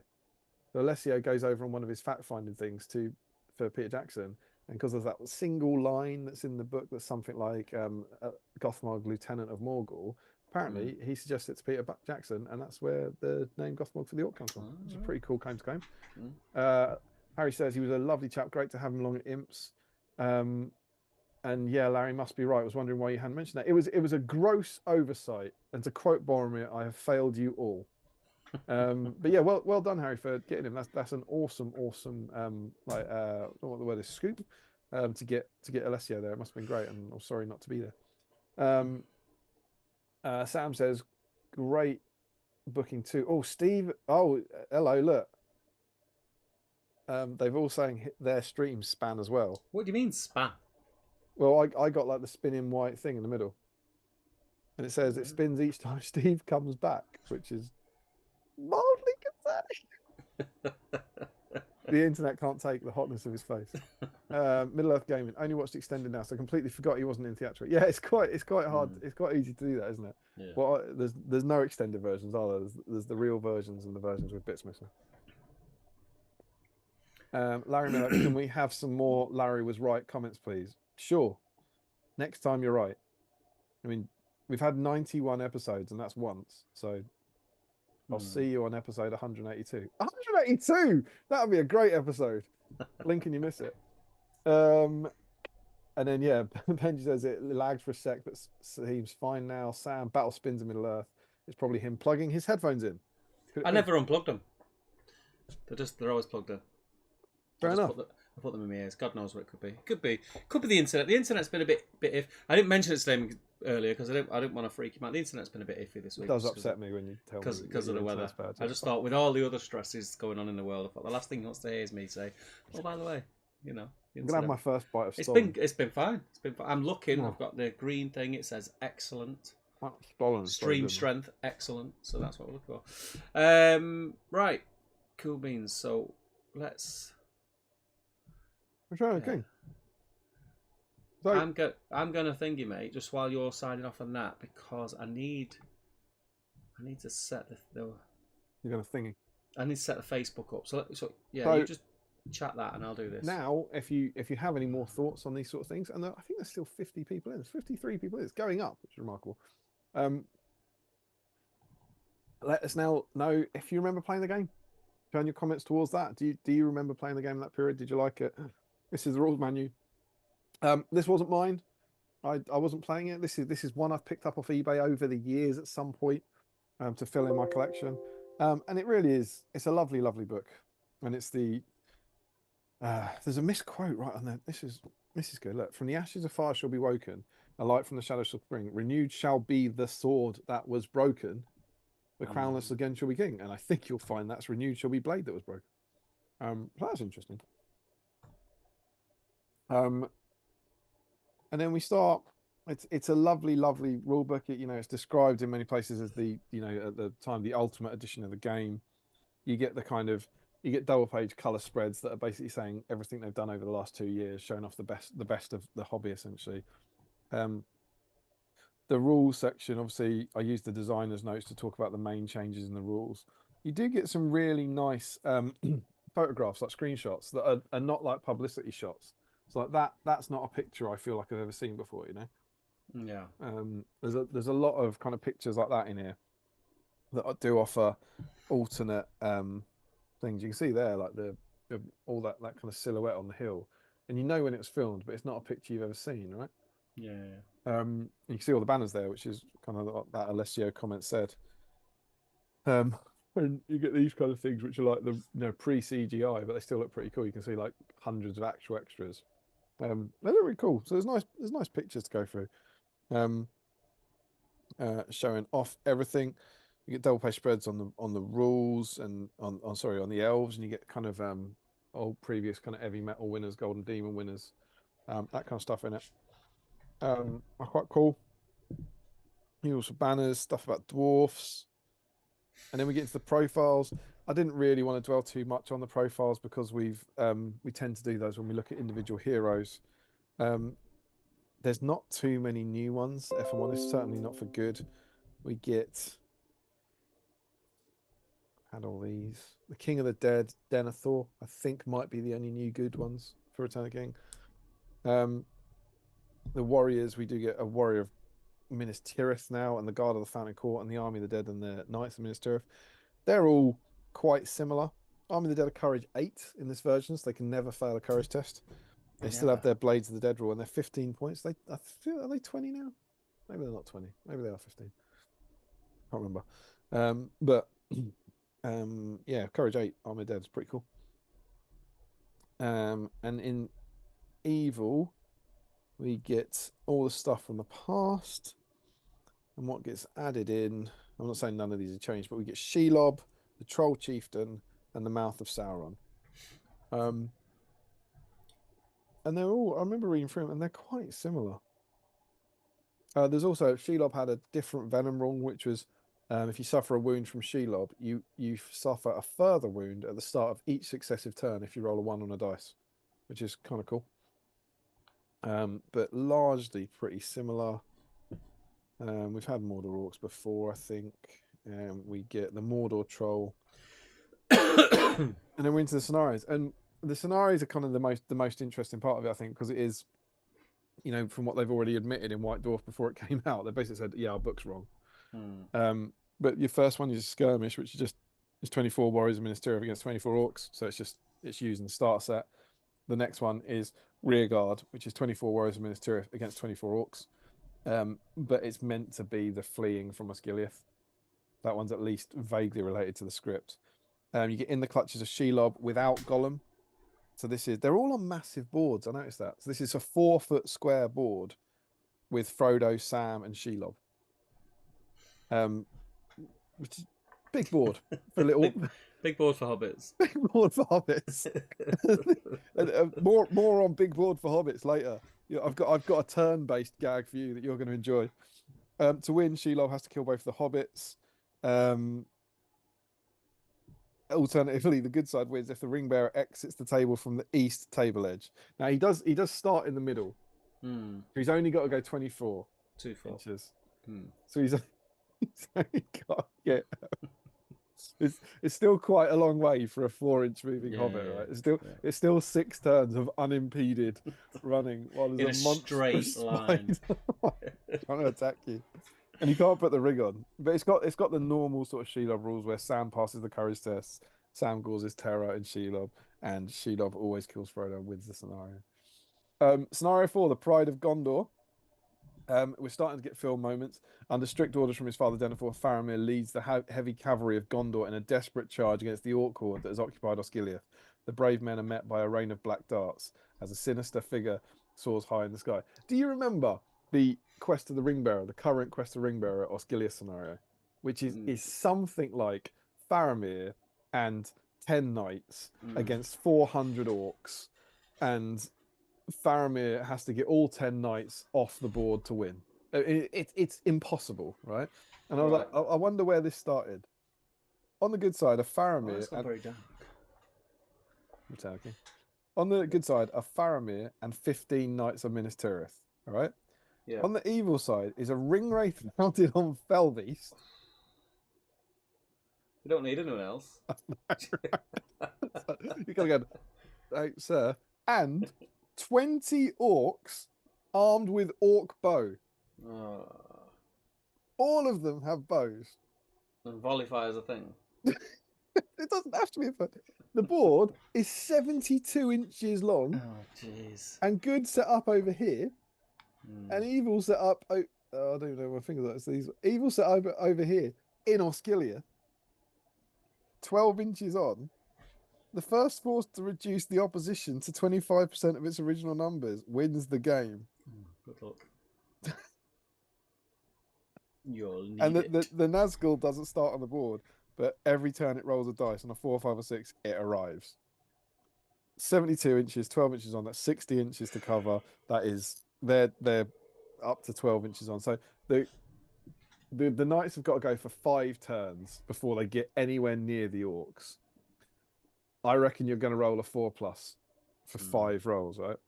20 orcs. That's just the knights going 10 inches and having 20 orc shots at them. 10 inches, 20 orc shots at them. 10 inches, 20 orc shots at them. 5 times minimum. And then when they get to Osgiliath, the fell beast arrives. Hi.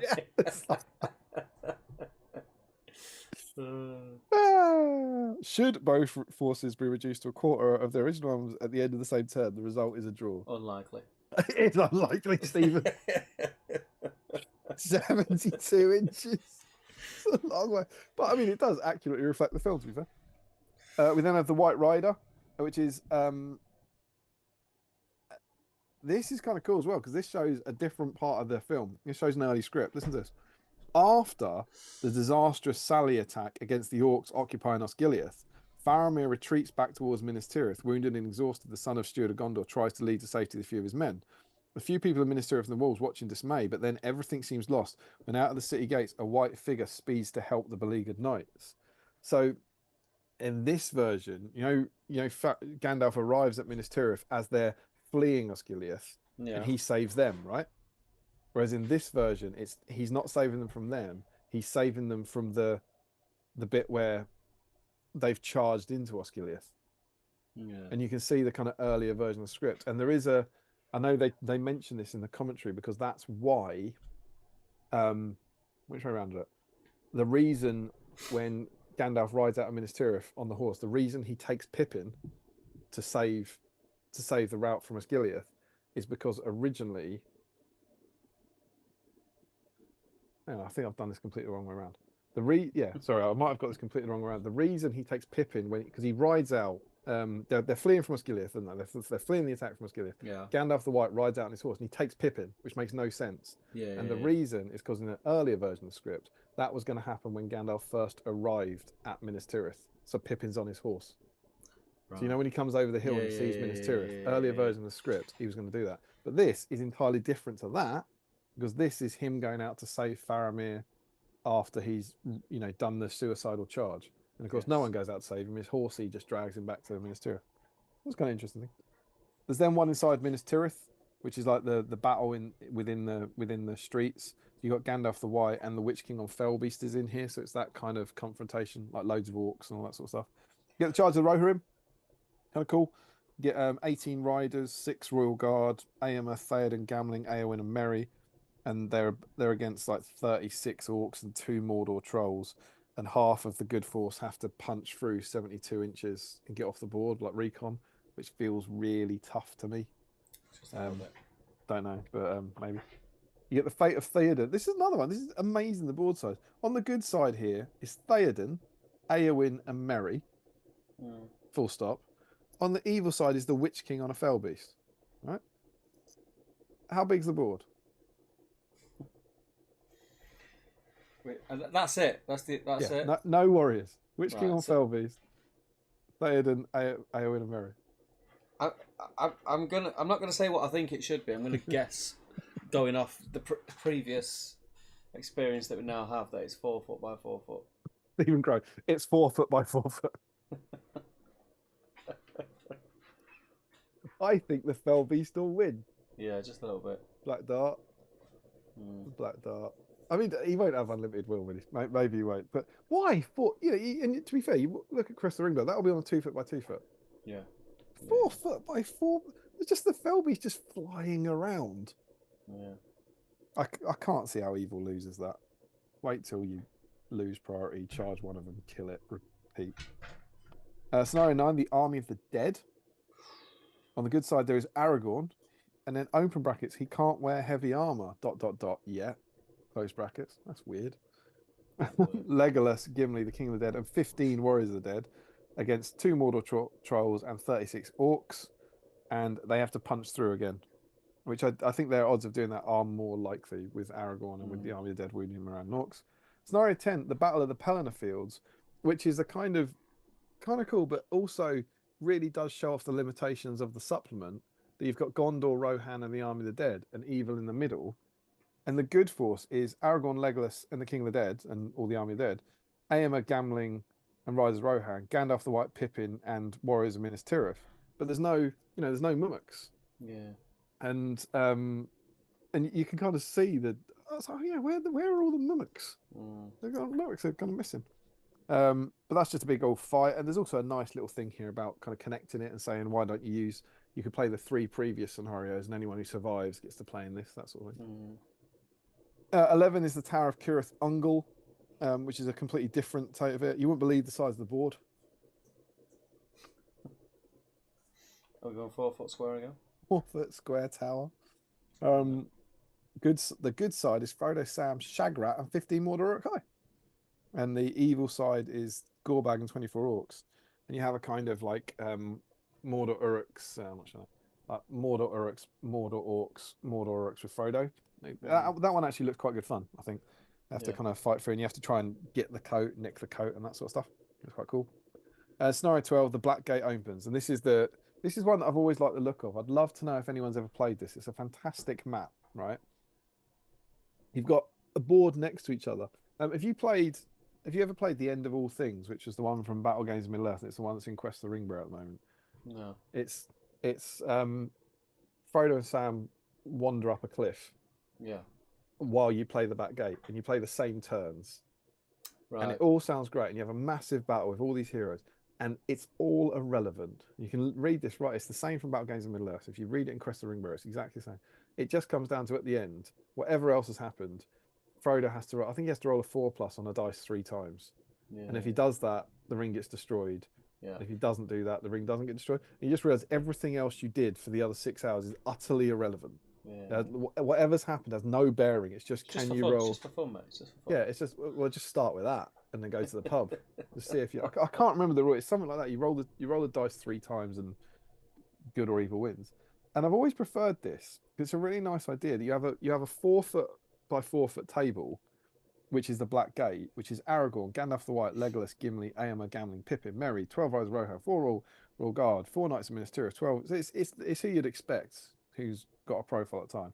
And on the evil side, you've got Mouth of Sauron, 2 Ringwraiths on Fellbeast, a Troll Chieftains, pretty grim, and then a bunch of orcs, right? Mm-hmm. But next to it, you have another board, this one, Yeah. and there's a dotted line doing this, leading to this little square. Yeah. And Sam and Frodo move along that dotted line. So every turn you play a turn of this massive battle, you move Sam and Frodo. Mm. And so they're walking along the path, and it's, you know, it's just a straight line, but it's the idea of them walking up the path to Mordor, right? Yeah. And ultimately they get into here, and as soon as they get into this, Gollum appears. Gollum deploys right here. Mm-hmm. This is a kind of 12-inch square. And as soon as they come into here, Gollum is here, and he can then attack them. And you win if you get Frodo to here. Right. If you can move Frodo to that corner, he chucks the ring in and wins.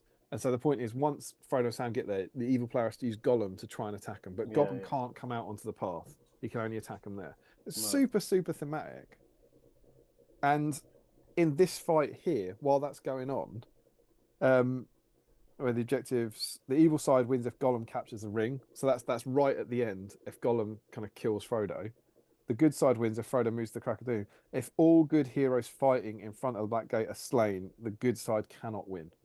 So basically, while they walk up this path, you have to keep your heroes alive. And that's a pretty tough ask against the Mouth of Sauron, 2 Ringwraiths on Fellbeast, Troll Chieftain, and there's not normal trolls.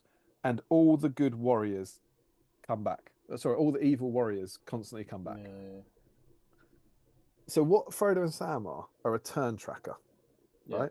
Every turn you fight this. This is a 4 foot by 72 by 72 foot by 6 foot board, right? Yeah. So they have to walk 48 inches across here. That's 12 turns, my friend. Mm. They then have to walk 12 inches across here. 24 inches across here. That's 6 turns for a total of 18 turns. And then they have to walk 36 inches down here for oh Christ, help me out. It should be 48. It should be 48. So what was that? 12, 24. It's 30 turns. Mm.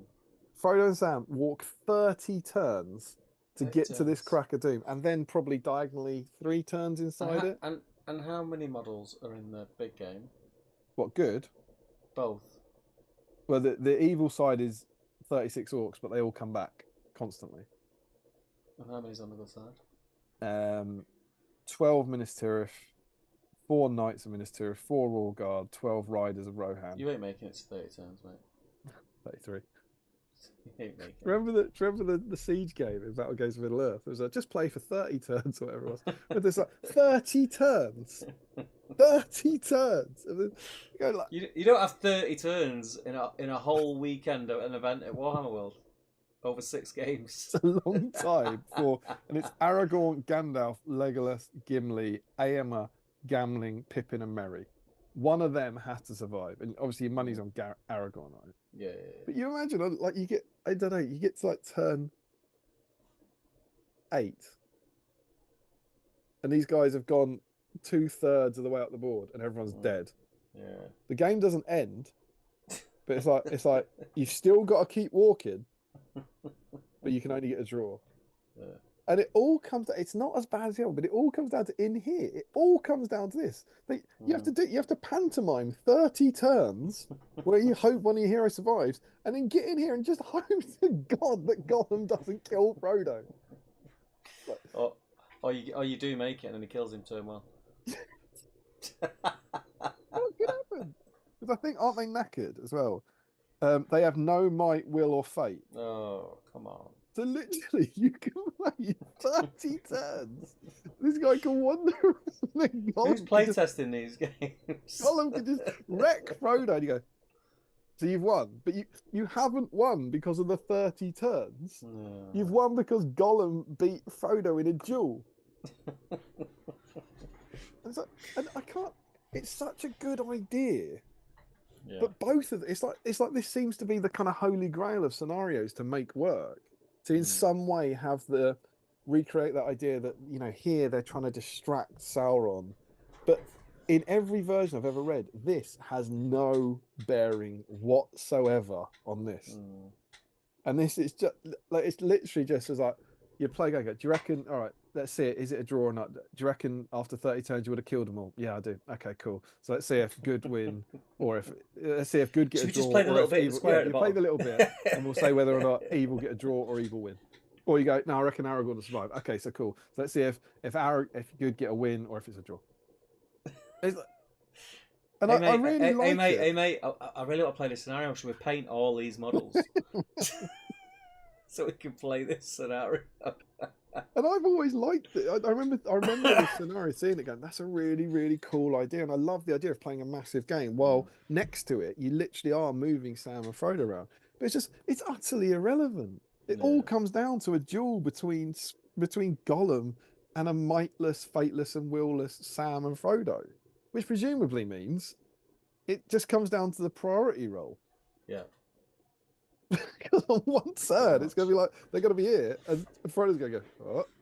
Yeah. Or Gollum's going to go, Yeah. And that's gonna win the game.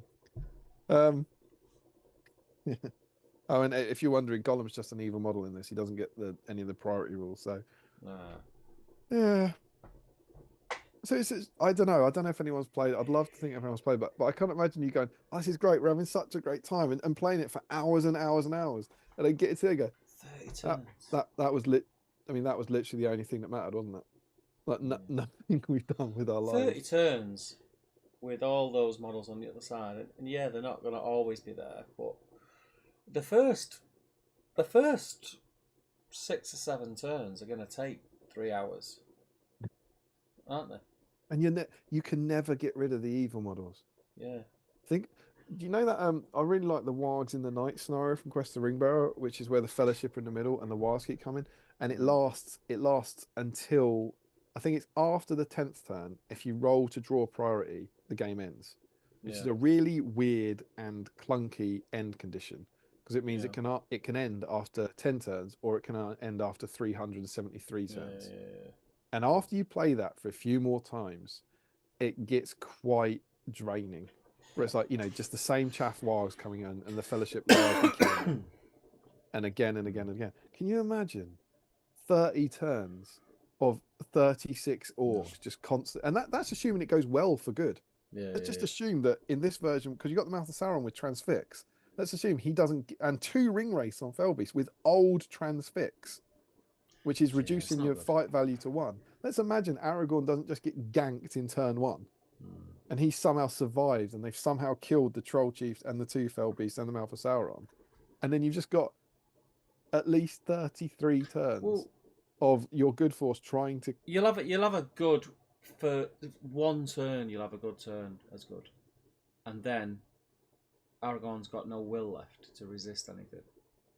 I don't see how he's getting out of that with the old Transfix. It's much better now, where it just pins him in place. The old Transfix would just reduce his fight value to 1. Yeah. And there's a troll bit. There's a troll chieftain too, and that's just against Aragorn, let alone any of the other bloody heroes. Yeah. But yeah, I just, imagine if he got to turn 32 as well. Aragorn's hung on, and then he just gets killed by an orc. Oh, Four days in. Just 4 days in.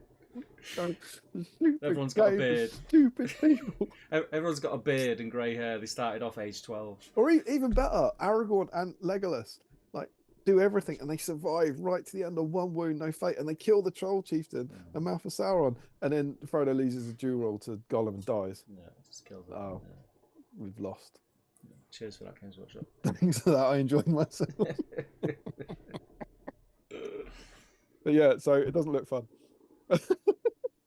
And then you get this wonderful new section, which is the War of the Ring, which they've never done before. Which is about what else is going on, and it's kind of, I think Frederick's also already mentioned it. It's a bit of a teaser for future supplements. They put things in here. It's kind of weird how they arrange some stuff, but suddenly Galadriel and Celeborn are in here. The King of Men and the Dwarf King are in here, and some of the dwarfs from Shadow and Flame, they're now in this section. And you get Dane Ironfoot. You get the classic Dane Ironfoot model, and he gets his first profile, which is pretty cool. He's got a rule here, which is like the new Dane. While Dane is still alive and on the table, all dwarfs automatically pass any courage test they're required to make. It's quite cool. Fantastic model, right? That old Dane. Yeah. Beautiful, beautiful model. Really good. And in here, you then get, I think it's 5 scenarios, which are about what else is going on. So you get one that's like a kind of Lake Town attack almost. Men of Ravanian. And it says use Warriors of Rohan being attacked by orcs.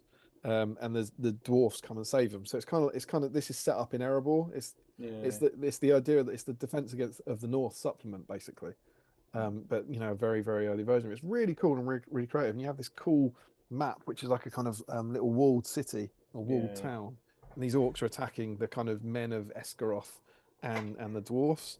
The second one is then a dwarf king traveling from the Blue Mountains down to Erebor to help Dane. And he gets ambushed by goblins, which is again the kind of goblin army that attacks that's now in Assault on Lothlorien. Which cool, nice photography as well. There's nice ideas. You can see them sort of just flexing their creative muscles a bit here. And we then get Buruk Khazad, which is Dane Ironfoot and Radagast. Radagast gets brought into this again against orcs. It's a road linking the Lonely Mountain and the Dwarf Holes in the Iron Hills. So this is Dane, I guess, coming out of Erebor at that point because he's king under the mountain to help. We then get Dane's Last Stand, so we get one that's taking place in the in the gateway of Erebor. Again, obviously just using all the old profiles, but it's Dane, King Brand, represented by King of Men, Warriors of Rohan for the kind of Warriors of Dale, and then loads of orcs. And this final siege of Erebor. Again, like great photography. I don't know if you can see that. Yeah. Really cool kind of like mountain gate with the dwarfs in it. Photos. Really nice stuff. And then the last one, as Frederick pointed out, is called Assault on Lothlorien. And everyone like kind of throws up in their mouth now. But it's the first version of this. So you get Galadriel, Celeborn, and Wood Elves defending it against it's not actually the goblins, it's all the orcs. So kind of you get Uruk-hai and you get Mordor orcs. And you get this really, really cool Lothlorien battle where they're racing over Nimrodel and into the woods of Lothlorien. So really kind of cool creative stuff to sort of say we're using our license and we're sort of showing off what else we can do, and we're doing some stuff from the books here that's not going to be in a full supplement. That's kind of cool. And then as we maligned in a previous stream at some point, you get a frankly astonishingly good hobby section. Huge hobby section about painting the models, undercoating, this thing here about flat colors, really, really nice stuff. Painting, undercoating by hand, undercoating by spray can, dry brushing, ink washes.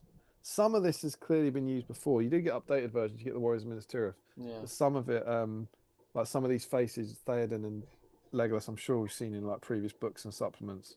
You get that wonderful thing that I've held up before in some supplement. Yeah. Wonderful thing about how to paint faces. Might have been in the Two Towers book. Painting dwarfs, which feels like this must have come out of Shadow and Flame. It's all a bit arbitrary. It's like why are we getting these things? Cracking page on conversions. Really, really nice stuff there, but just little simple conversions. Assembling multi-part models and filling gaps. I think Frederick mentioned there's some kind of metal prototypes in here at some point. I haven't spotted them. Making banners. You get a page of banners. Quite cool. Making terrain. I think this is what he mentioned. Yeah, he did. Yeah, he's absolutely right. Look, this is Frederick spotted this.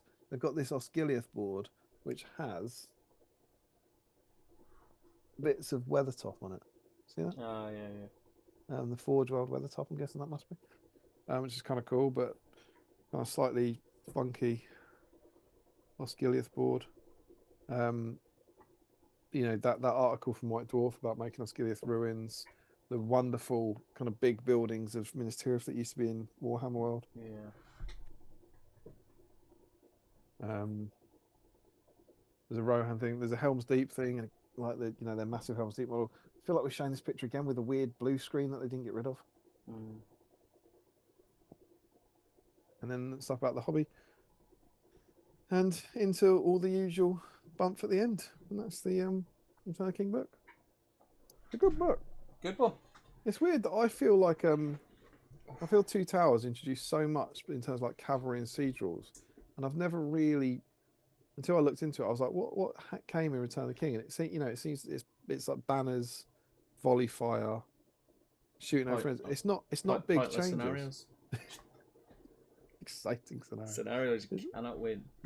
One person can win them, I think. But it's like it the scenarios and the profiles add a lot to it, but it doesn't feel like the game changed that much. Is my reflection on it possibly? It might be unfair. Banners are obviously big, but they don't they're really important now, obviously, but they don't change the dynamics of the game in the way that the cavalry did. Yeah. But yeah, it was interesting looking through it and looking back on it. It's a good one. I'm going to dive back in the chat because we've got a few comments, and then we'll jump in. I'll refresh and we'll jump in the. Seems delightful, my friend. The Facebook, because it's getting on. Where were Richard Clammer? Sam says, careful, I suspect Larry's making a note right now for episode 182. Thomas KLK, hey guys. Hi Thomas. Do we know that, Thomas? Can't think who Thomas KLK is. But hello anyway, my friend. James Wilson says, Spider-Man 3 automatically discounts the Rainy trilogy as being amongst the best. Sorry, Larry. Middle Earth Gaming says, was rewatching the early streams recently. Remember you guys saying, imagine if we get to 91 episodes. Really? Did we? Hooray. Here's to you, Steve. We made it. Well, oh God, have I deleted the stream? No. I went to swipe my stream window to the other window, and instead I was on YouTube, and I just went back, and kind of went back. But yeah, well done us. 91 streams. You would have thought. Rich Clammer, is your copy second printing? Page 4 in commas? Question mark. I don't know. Let's find out. Page 4 in commas.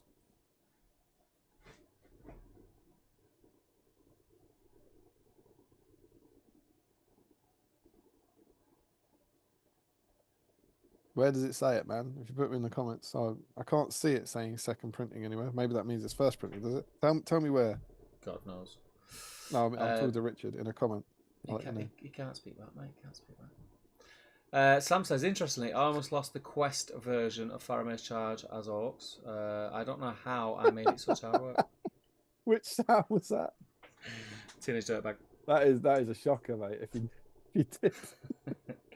Because the Dragon says, the War of the Rings section towards the back was the bit that impressed me the most when I got to read the book. I think I'm inclined to agree with you.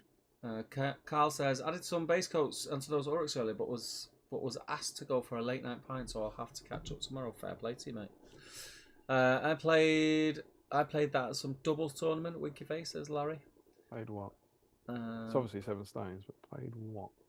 And Sam says, 2 hobbits and Gollum went into that volcano. Only Sam came out.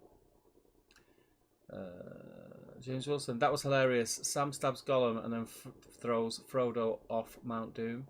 Oh, that's what Larry's talking about. He took the mountain as part of that was it. Right. He had the mountain and would give them. I think they were Frodo and Sam had to go up the mountain, and he gave the enemy. They gave the enemy guys Gollum, and they had to Jason. I can't throw it in for you, but I can throw you in, says James Wilson. I think this is a game that I think Larry played. James. Yeah, sounds like it. Yeah. At some time. Sam says Sam had enough of Frodo's crap. Best thing was Frodo surviving the fall and then dying in combat the next turn. He was set ablaze by the lava. Set ablaze. I was like yawning, burping, and speaking all at the same time, and then survived 2 turns of it.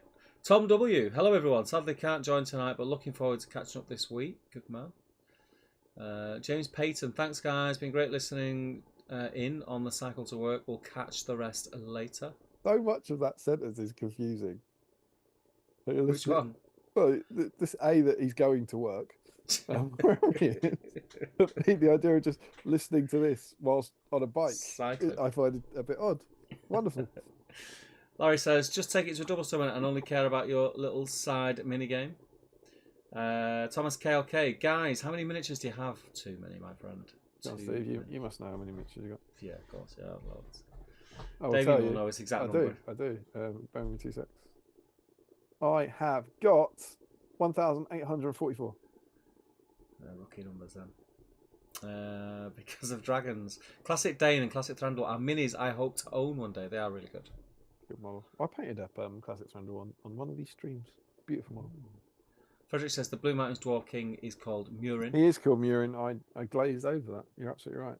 That's where it comes good from. evening, ladies and gentlemen, says Mr. Dwelling Grudgebane. How are you, my friend? How are you doing, my friend? That's an expensive terrain conversion, says Richard. The page 153 cloth battlefield, lol, says Frederick. What's this one? It's the classic cloth over books. Yeah, you love it. Busy stripping Army of the Dead, Metal Army of the Dead for a repaint, says Dwelling. I want to do them grey like the description in the books with red eyes. Banging in the middle, underproduced by GW. Oh, in the middle. Bang in the middle, under produced by GW. Mine says second printing December 2003. I must have the first printing. It doesn't say it. I just have produced by Games Workshop. A first printing, Kaloo. There you go. Sam says, all I remember was that I was shooting at the line of knights and suddenly all but like 2 of them were upon me, Faramir and Gothmog on the floor. And Larry says, the scenario. So I guess I don't think I really realised that, but when they did that at Seven Stones, they must have been in some way playing that out. There's no game there's not a single game at Seven Stones in the history of the 8 years that has ever gone for 30 turns. You cut it down a bit. I need a wee, then we'll have some fun. I'm going to get the Facebook up. Where are we? Oh, come on. Where are we? Here we are. 80 comments. 80 comments. That's really good for a Tuesday evening, guys. Well done, well done. Change that to all comments. Change that screen. That should work now. Should be able to see us and the Facebook.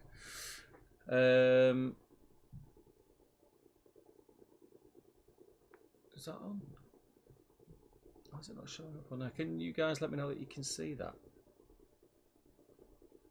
Because my computer's been a bit divvy. Oh, it's come up now. You should be able to see that now. Why is it not there? It's scrolling. It wasn't scrolling for a minute. There we go. So we'll just wait on Damien to come back.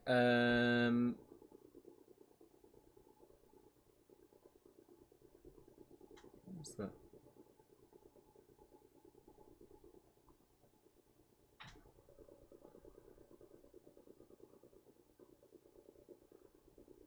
Ah, Christmas market fudge.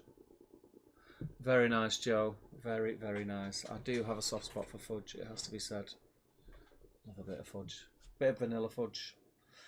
Joe, do you like the soft fudge or do you like crumbly fudge? That's the question.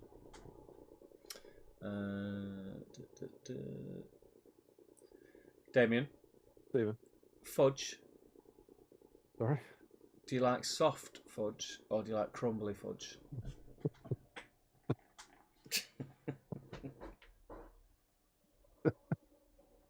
I'll leave you alone for 2 minutes. No one wants crumbly fudge, do they? I quite like sugary crumbly fudge. Do you? I prefer my I fudge. mean, I like soft fudge. Do you like it tightly packed? Obviously. Yeah. For me, the fudge has to be soft. Yeah, I like both, but I do like a. You know what I mean? It's kind of got like a Kendall mint cake texture. Yeah. Do you know what I mean? Have you ever like tried to box it up? No. Like I don't know. Have you ever packed it? No. Oh. I always thought you might have done. I always got the impression. I'm not. You've never ever. I ain't gonna go there. Good. Oh, it's cool. Right, I'm refreshing. Yeah. Oh, yeah. We're doing all right. We've got 84 comments. 84. It's been good. It's been good. But it's doing that thing where if I click on the pictures, it becomes an a-hole. So I can change it to all comments. What? Dale Groves has sent me a message. Is Dale still out there? Is he? Is he out there? Yeah, is Are he you out there? He sent me a message at 9:52, and then he's I think what's that? 9:52. He sent me a message, and he then read, and I can't read the message out. And then he said, "I'm conscious that this won't keep," and is clearly panicked about the fact that if I see it out of context the next day, it's not going to make any sense. And then as he just replied saying, "I'm still here." Dale, the answer to that question is yes, I did. A lot. Oh, I like that, man. Right, game face, mister. Right, before we start. I'm sorry. Before we start, emails. Absolutely. Yeah. Oh, Dale. We have emails from Joe. Yeah, we've got Joe. And I'm going to say, I'm going to fly through these Facebook posts at a speed of which has never been seen before because it's 20 to 12 and I've got to be up at 5.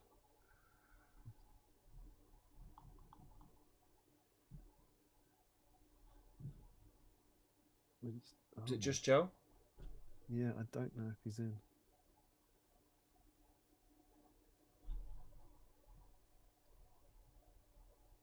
What is it? It's Ministerious guys. I don't know if the commander in. He's got the guy on the rock who I think is not in. He started off with some Morannans which aren't, and then he has got, I don't know what that guy. I'm gonna put it up. Yeah, put it up. And then we'll see when we get to it whether or not it's in, rather than me debating now. Where is the post? Look. Oh, man. It's not good.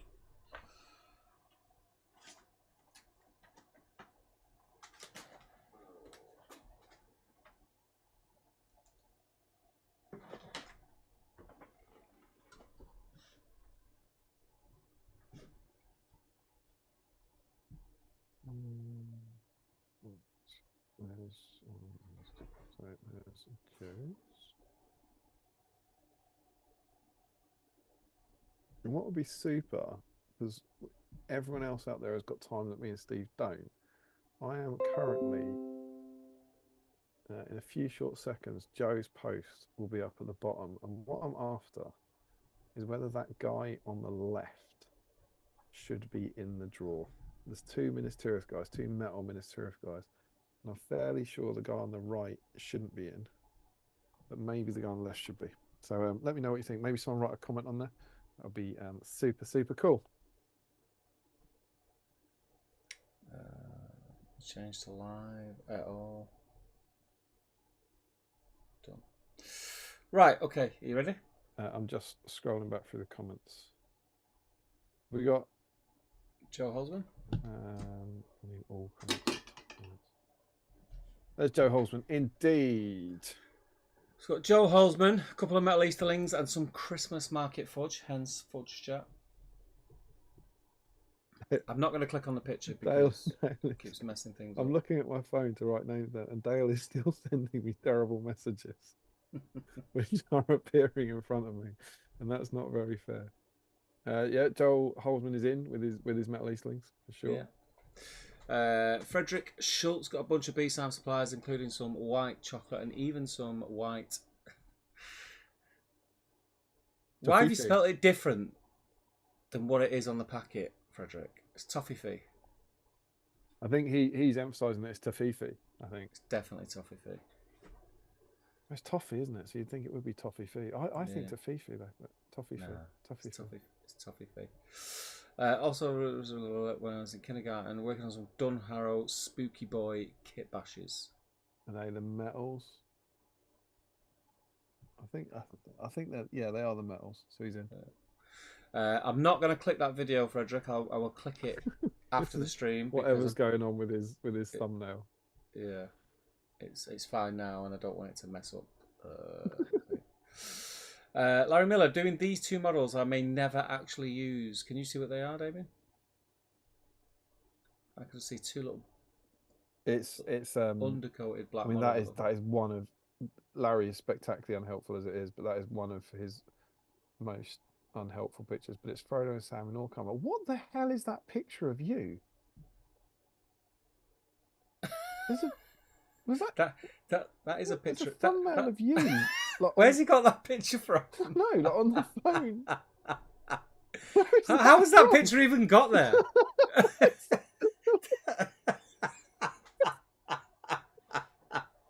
That's a picture of me on like a forest roller coaster that I don't think is on the internet. And Larry's got it on his screen at home. Maybe Larry was the roller coaster. He's put that over your I Can Cook thumbnail. God knows. He's also got. You see what he's got? You see what he's got down the front? He's got his mini rolls. He's got his lunch desserts. That is spectacular. And then we got Jake Pollard painting Gimli eating only the strawberry quality streets. Now, is that the right Gimli? Is that Heroes of the West Gimli? It's axe down. Do you know? Is that it? I think it is. I think it is. I need my issue. Where's Heroes of the West? I think it is. It is the correct Gimli. Yeah. And is that Jake Pollard? Has he got some updates? Yeah, he's painted the plastic Gimli as well. Plastic Gimli as well. Double Gimli. And Gandalf the White. Looking very cool. Oh, and he's in double in because that's the Heroes of the West Gandalf. Yeah, only one entry though, my friend. Sam Page going to finally finish up this Pippin I1 speed painted for the Strider Cup at the Strider Cup. That is the right Pippin. Nice work, Sam. He's got a reply there, isn't he? What's that? Yes. A base Sand, fitting of the Shire. Oh, lovely. Very cool. Matt Hudson, on with the Return of the King banner that will never see the tabletop and further work on Serpent Horde. I think that one's okay. I need 288. Is it in here? I think that's one of the banners. It's the orc with the sword out. I think he's one of the correct command models. Yep, he's in. Yep. Carl, working on some Mordor Uruks and a bit of Star Wars Legions tonight. Nice to be back again. Good to have you back, mate. Which Mordor Uruks are they our friend Mordor Uruks? The metal Mordor Uruk High, and again looks like the correct Mordor Uruk High. Yeah. He's got that kind of wandery forward bloke, isn't he? Yeah. Yes, he can come in. Richard Clemmer. Pre-stream prep finished my Ent this weekend, so I've been sorting out all my cases to put models in better places, hence the 3 Goblin Kings. Once they're packed away, I'll assemble these Minas Tirith warriors. He's got his nachos on the go. No plastic Minas Tirith warriors? He's got Lobelia. Yeah, he's got a sprue of Minas Tirith warriors there, and he gets to play.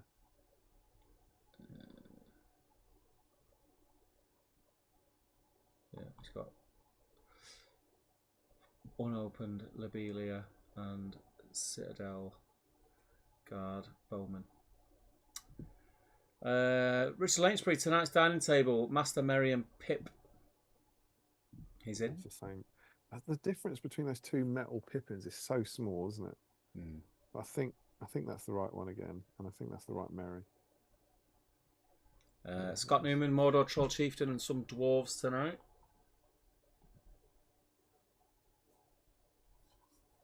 Mordor Troll Chieftain gets him in. Has he got a reply? Yeah. Painted. Update skin all finished Lotham Heights do and his toner. Looks awesome, nice. man. Yeah, that's cool. I was going to do him. I was so close to doing the. I thought for months when we got to this, I'll do the Chieftain, and end up doing the Plastic Warriors instead. Sam Huddy, I got this Old Ministerial Command pack from 7th City from Trade-ins back in February alongside Old Dane. I knew the stream was coming, this was perfect. Absolutely, and those are absolutely the correct Ministerial ones. And he's also finished cool. Dying Boromir. How cool is that? He gets like an old battered old 20-year-old blister in a trade-in a few months ago and saves it for the stream. Yeah, that's cool. Quality. Matthew Butler, Mount Doom, Frodo and Sam alongside Metal King of the Dead, even some original 2003 plastic bases for Frodo and Sam. Finishing the new Gothmog that I started on the Gothmog stream feels very poetic. Awesome. Nice Brewdog. Got cleaned up, glued to bases, basing texture applied. Might get a brush on primer before the stream ends. Gothmog's nearly finished, so work has been done. You love to see it. Yeah, lovely, lovely. Double. Not on for long tonight, but hopefully we'll get some paint on a model that should not have been forgotten and feels like hasn't seen the light of day for 2,500 years. Oh, it's Frodo. Yeah, it's Frodo at the Frodo at Mount Doom. Yeah. He gets to play. And then we've got Ben Shaw, Aragorn hitting the paint table tonight. Did you notice, by the way, Michael Bublé hasn't got much time tonight to join us? Is that because he's busy filming Astor adverts? A busy time of year, isn't he? Can't hang around for a stream. Mostly done on Aragorn. Looking good, mate. Good. Ben Shaw's in the draw. Yeah. Matthew Allen. Mordor Urakai. That one of the three. He gets to play. Yeah. Katie Webster. I have an Eowyn that I think counts. I'm also wrapping presents tonight and have these orange mint after 8s. Oh, I like them. Are they orange mint or are they just orange? No, they're both. They do. It's I'm sure we've talked about this in one go. Yeah, it's because they do cherry and mint and they do orange and mint. Fair. And they're nice, but I came away from it thinking I'd rather have an orange chocolate or a mint chocolate. Yeah. You know what I mean? They're nice, but they're both kind of like. I feel like I remember the cherry and mint ones being nicer. Yeah, they are orange and mint. And yes, Katie, that Eowyn does indeed get you in. Yeah. Sam Earnshaw, a couple of plastic corks with weapon swaps for me tonight. Actually, really nice sculpts. First time I've ever really looked at them. I love that. I love that people. I've done that on this stream a bunch with like the Warriors and Ministerial from the Mordor Rocks. Like rediscovering plastic sprues that you've never properly looked at is great. Yeah. Dan Nelson. Heroes of the West Gandalf and me, plus finishing some Moranans on the side. He gets in. Be careful, mate. That staff is so delicate. Super delicate. Stephen Ryan, I almost forgot to take a photo to show the progress. Is that Shelob? Yeah, he's got some replies. Based 11 months after painting. Oh, he's got Shelob there as well. That's very cool. Yeah, Shelob's cool, man. I love that model. Never. I've got it. It's been in my try and paint this year box for about 4 years now. I've never got around to really like it. That's really cool. Liam Smith working on these bad boys tonight. Those bad boys. Plastic orcs. Boris, original King of the Dead for me tonight. We'll see how far I get. Looks like you got pretty far with that cake, my friend. Only managed to get him primed. Cape or cake? Cake. Take that, Boris. Only managed to get him primed and pre-shade done, but progress nonetheless. Yes, my friend. Absolutely, that's all that matters. Man. A bit of progress, a bit of painting, a bit of fun. Larry Miller, completely free 45-day trial of AOL and the internet. I feel like he's shown those before for some reason. That is great. Try it. Because didn't he? I feel like he's compared them and said that you got more internet during the Two Towers one or something.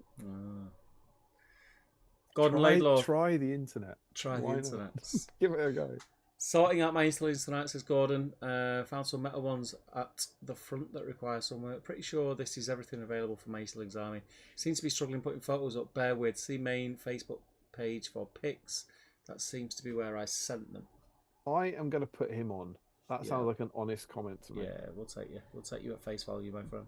And if he wins it and they're not there, we will not only will we will find you. We will find you. We will kill you. And if you've already won a dice, we'll come after you and we'll take that dice back. Yeah. I think, is that fair? Yeah, it's fair. That Sean seems Clark, fair to me. Metal Army of the Dead, stripped and reprimed. These guys were destined to stay in a box forever. Steve, I can confirm that Gordon Laidlaw has won a dice in the past. So he knows what's on the he knows what's on the line. On the line here. Yeah. If you're lying, we're going to take that. We'll send it. We'll spike it because we can do that. We'll spike it and it'll just blow up. Next time, Sean Clark. Sean's Army of the Dead look superb. Sean Clark said the sort of crazy lunatic thing that you said, that he didn't have, no, he didn't have, he said it, I think, in the same sentence on the chat the other day. I haven't got anything on stream. The only thing I've got is these metal. I've not got anything on theme. The only thing I've got is these metal Army of the Dead that I'm going to throw away. I'm like, well, they're on theme. He's like, no, I'm going to throw them in the bin. I was like, you could always not throw them in the bin and just be on theme. So he's rescued these. These are a rescue project that he was going to throw away, and like people are like, don't throw them away, just keep them. Yeah. So cool. That's hooray. They've been saved. Those models have been properly saved from death. Love to see it. Oh, Fountain Court from Julian Hammond. Very nice. First Fountain Court as well. These updates are beautiful, mate. Oh, I like the blue. I like the blue. On the wings. Helm things, yeah. Helm again, please. Very cool. Remco Keekstra, tonight I will try to finish these 5s. Gives me the chance to try out some new washes. Are they all Army? That's Army of the Dead. All Army of the Dead, are they? There's a troll there, and Army of the Dead. Yeah, we've got the metal Mordor troll. And he's got 3 Army of the Dead. He's also got a Mirkwood Knight in there. He's like proper imposter. Matt Baker, time to get some paint on some Warriors of Minas Tirith tonight. And then we got a reply. Made a start on the first 6 tonight. Hopefully managed to get them finished by the end of the week. Thanks for your painting guide. You're welcome, my friend. Good painting guide, that. Don't forget the quick edge highlight at the end. Yeah, quick edge highlight. It's definitely quick. Colin Morsman, Martin Faramir, and a test warrior for tonight. A test warrior? Is that a new Gondor army that's been started, Callum? Ian Whitehouse, a guard for my horde. What is that? That's Harad. Is that a Fountain Court guard? It's a Fountain Court. He's getting in. Yeah, he's in. I'm not sure. It's on the dubious I'm painting it list. He seems to have taken a guard of the Fountain Court and put him near some Harad. But Steve, he has put him near the Harad. So. Yeah. Oh, we've got Gordon's pictures. Is this the Easterlings coming in? Yeah. That's a lot of Easterlings. It's a lot. A lot of oh no, it's not a lot of other stuff. It's top down Easterling. Goblin Green bases, Steve. Yeah. What a time to be alive. Michael Haskell, it's 9:30 p.m. Got in from Team Dave club night. I played an intro game with an MESBG newbie, grabbed some dinner, and now I'm going to put some more paint on this ancient lady survivor. I've been working on her throughout the year in between other projects. What a night for Haskell. Done. Another black layer on Shelob, another dry brush highlight layer on the base, and started on the many bones I've added to it. Intend to do some webs as well, so still a way to go. That's a hobby-tastic night, isn't it? Go out to your club night, play some games, come home, get some dinner, whack a bit of paint on Shelob, get on theme, win a dice. That's how you do it, Haskell. That's how it rolls. Gordon Laidlaw, unfiltered Stella, no snacks. At least I can send pictures now. Yep. Unfiltered Stella? Yeah. What's unfiltered Stella? Don't know. Stella but unfiltered. What is it? What does that mean? God knows. Remember Stella 4? Did you ever have Stella 4? That was lovely. Not really a Stella. It was 4. Yeah, but it was 4%, and it was really nice. It's much softer than Zoa, it was lovely. It seems to have died a death. Ashley says, evening chaps, glad to see you both well. Just a little bit of Evening, hobby my friend. tonight. Built some orcs. Catch you next time. Oh, I see what you see what that background is, Steve. Yes, it's a sewerage. That looks a bit sewery to me. Yeah. I wonder if we'll see that anywhere soon. Cool. That ain't happened by accident. Ashley knows what he's doing. He knows exactly what he's doing. Ashley, this is the first time we would have said this to you, I believe, but congrats on getting your stuff in the exhibition. I haven't been able to see it, but hopefully the GT. Very cool. James Wilson, Huron's been sitting half finished in my backlog for ages. Let's get him done. Let's get him done, but let's not. He's done. Not win you a die. Frederick, conversion hat. This mini was a bit top heavy due to the metal head and pose. Glued on a bit of metal sprue to fix that. Much more stable now. Green stuff added next pick. Very cool. Good. A classic Orc and Eastland combo for the Coopers tonight. Says Chris Cooper. No picture. No picture. I think that's coming later, maybe. I'd stick him in. He's classic Orc and Easterling combo. Is he missing the picture? Yeah, stick him in. He's honest. We know that, don't we? I'll put got Chris the silver done, says Larry. I'm going to put Chris and Ruth in. Yeah. Chris, you've got until we come out of this to maybe confirm in the YouTube chat or something if you should both be in. I would have thought a classic Orc might be a plastic Orc and a metal Easterling would get you in. Yeah. James Payton, Mordor Orc captain.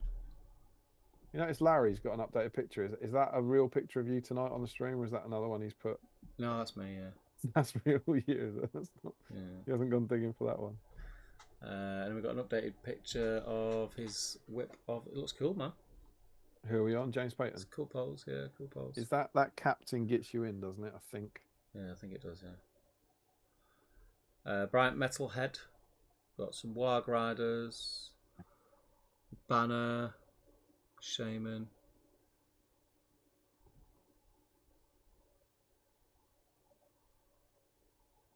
Was that that's Gorbag, isn't it? So it gets you in. Yeah. Bryant Metalhead gets in. Gary George, Armoured Mounted Theoden. Lovely to finally get some paint on this figure. Oh, the classic. See, that for me, I mean, it's crazy. Everyone paints like their models like differently, don't they? But I had that done 12 years ago, and I was like, I thought that was a Theoden that everyone had done, and I was, but it makes no sense that I would be there. Like, I was surprised that he only came out 20 years ago instead of 21. Do you know what I mean? It was like, I think it's amazing that someone's painting that model new tonight. Yeah, it's cool. I thought he was the Theoden that everyone had done in the backlog or whatever. That's cool. Snacks finished, base coats done, says Larry. Good work. Johnny Wright, family photo, just Aragorn to go now. Gambling finished, Aldo, Legolas all painted on tonight's stream. Not Return of the King, I know. Oh, I assumed it was going to be like I thought the Bubba was going to be on there. Family photo, yeah. So what's the family photo? Is that Gambling? Hang on, that Gambling might be in the Heroes of the West set, is he? Gambling finished. Yeah. That Gambling is not in Heroes of the West. Is it not? No. Is it? Which Gambling is it? The one sort of. Oh, there's no Gambling in the Heroes of the West set actually. I don't think any of those models are in here. Cool looking army, mate, but I don't think you'll get. Oh, well, I mean, he's put there, hasn't he? He's put not Return of the King. I know. Yeah. But amazing work. Michael Curtis. Oh, go on. Sorry. Aldor, Legolas, all done on that stream. Awesome work, dude. Michael Curtis says, hopping on late, but getting some paint on this bunch. He's in. Yeah, absolutely. Tom Marshall, listening while working, occasionally adminning the SBG group, caught one of Steve's spam bots trying to get in today. Oh, wow. Hot Girls. I've just clicked it. Don't click on it. Div. It's just like it just took over. Curiosity took over. Gone right to the top. You saw Hot Girls XXX. That's what it was. You can help yourself.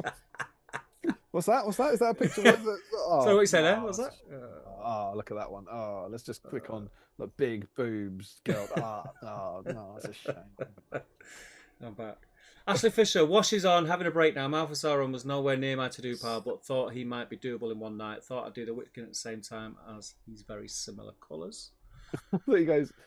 I thought I could do the Malthus Sauron in one night, so I'll paint him foot and mounted, and then I'll paint the Witch King foot and mount as well. I'm right there with you though.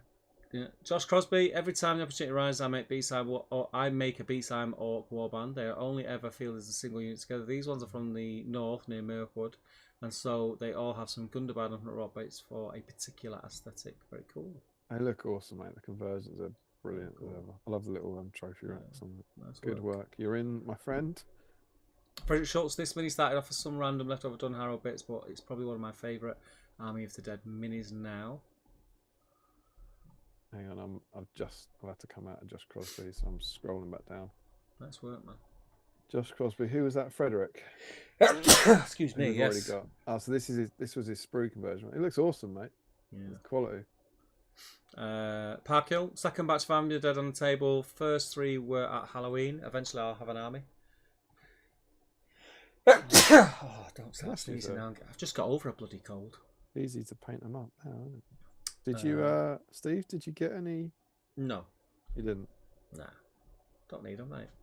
I was literally really going back and forth debating, and I was at my mum and dad's house, and my mum went, "Is there anything you want for Christmas?" And I went, "All right, that'll do." And I was like, "Yeah." And it was Saturday morning. I was like, "You need to order this. You need to order this now." I was like, "Yeah." So that was my decision made. I was kind of really going back on it, but I could never make them fit what I've already got. So no I decided to get them as a kind of different project for one point. I thought because 20 is quite a lot of points, right? 20 and the King of the Dead gets you like 550. Once you have the 300, that's a 700 point army or something. Yeah. It's just that idea that maybe I could do something different, a different Army of the Dead project for an event at some point. But yeah, I thought they were cool. I've got them. Yep, Harry's in. We've got Harry Parkhill. Some more updates, some more comments. Thomas has done some. Larry's on the Belgian chocolate Santas. Very nice. Thomas Kelkey, Mirkwood Rangers. Very cool, but doesn't get you in, but it's very cool, mate. And then we've got the Joe Achille picture. Oh, yeah. So this is from me. So Joe first put up some Moran and Orcs. Yeah.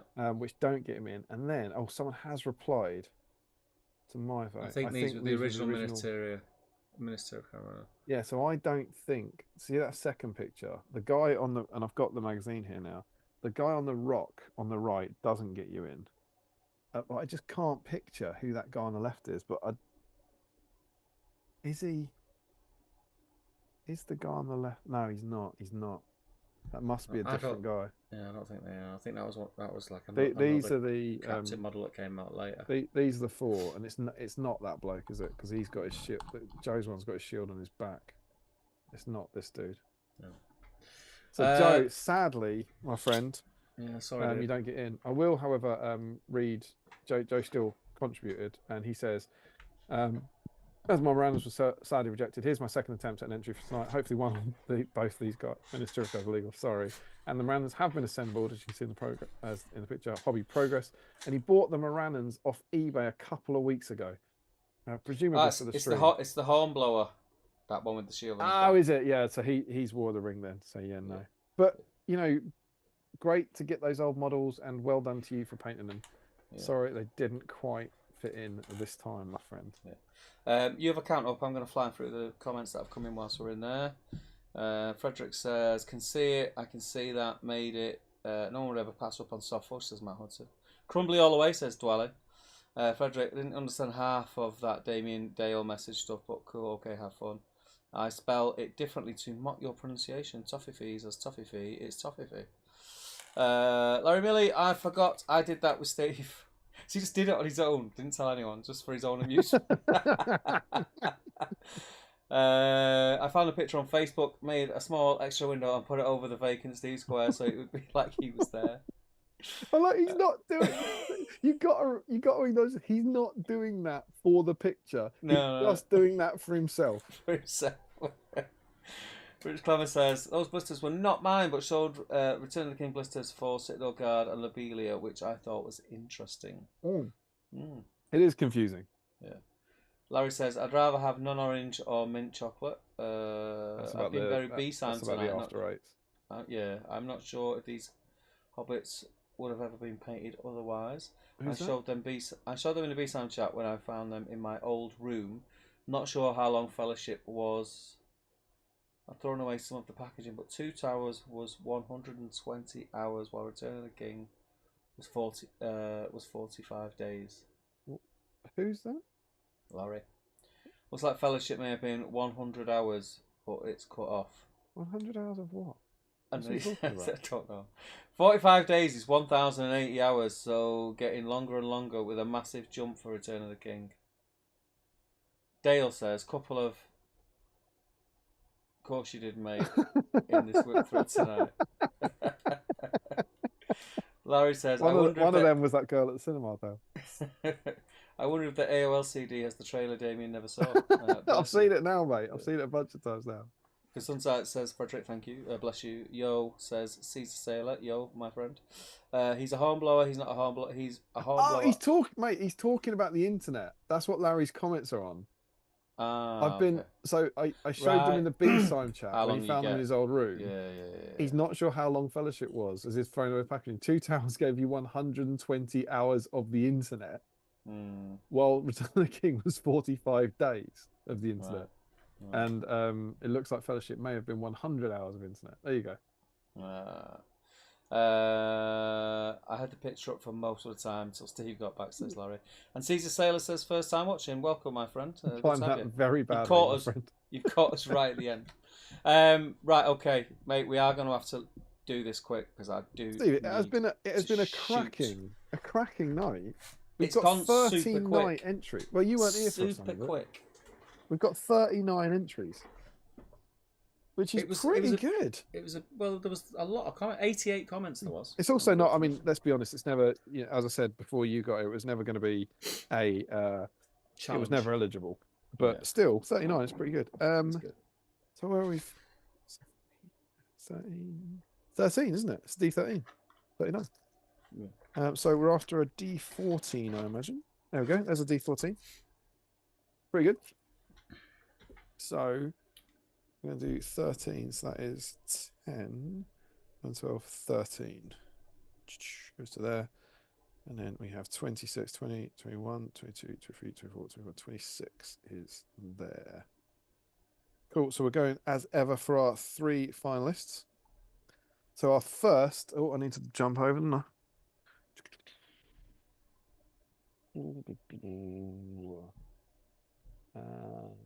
Is that all right? Let me sort the image out because it's a bit thingy. Zoomed in. That don't work. That was pointless. Oh, for flip's sake! Going well. Not really. I'm tired and my hands are doing things I don't want them to do. Not in a good way. I think we're good. Yeah. Yeah. So you are playing for this, dear lady, a black Battle Streams Middle Earth dice that only rolls 2s. Perfect. So our first group to get into the final: Joe Holzman, Frederick Schultz, Larry Miller, Jake Pollard, Sam Page, Matt Hudson, Carl Daly, Richard Clammer, Rob Lynchbury, Scott Newman, Sam Huddy, Matthew Butler, and Michael Dublé. We are re-rolling 14s. Are we ready? Yeah. It's a 12. That's down the bottom. That's Matthew Butler. Screams into the final.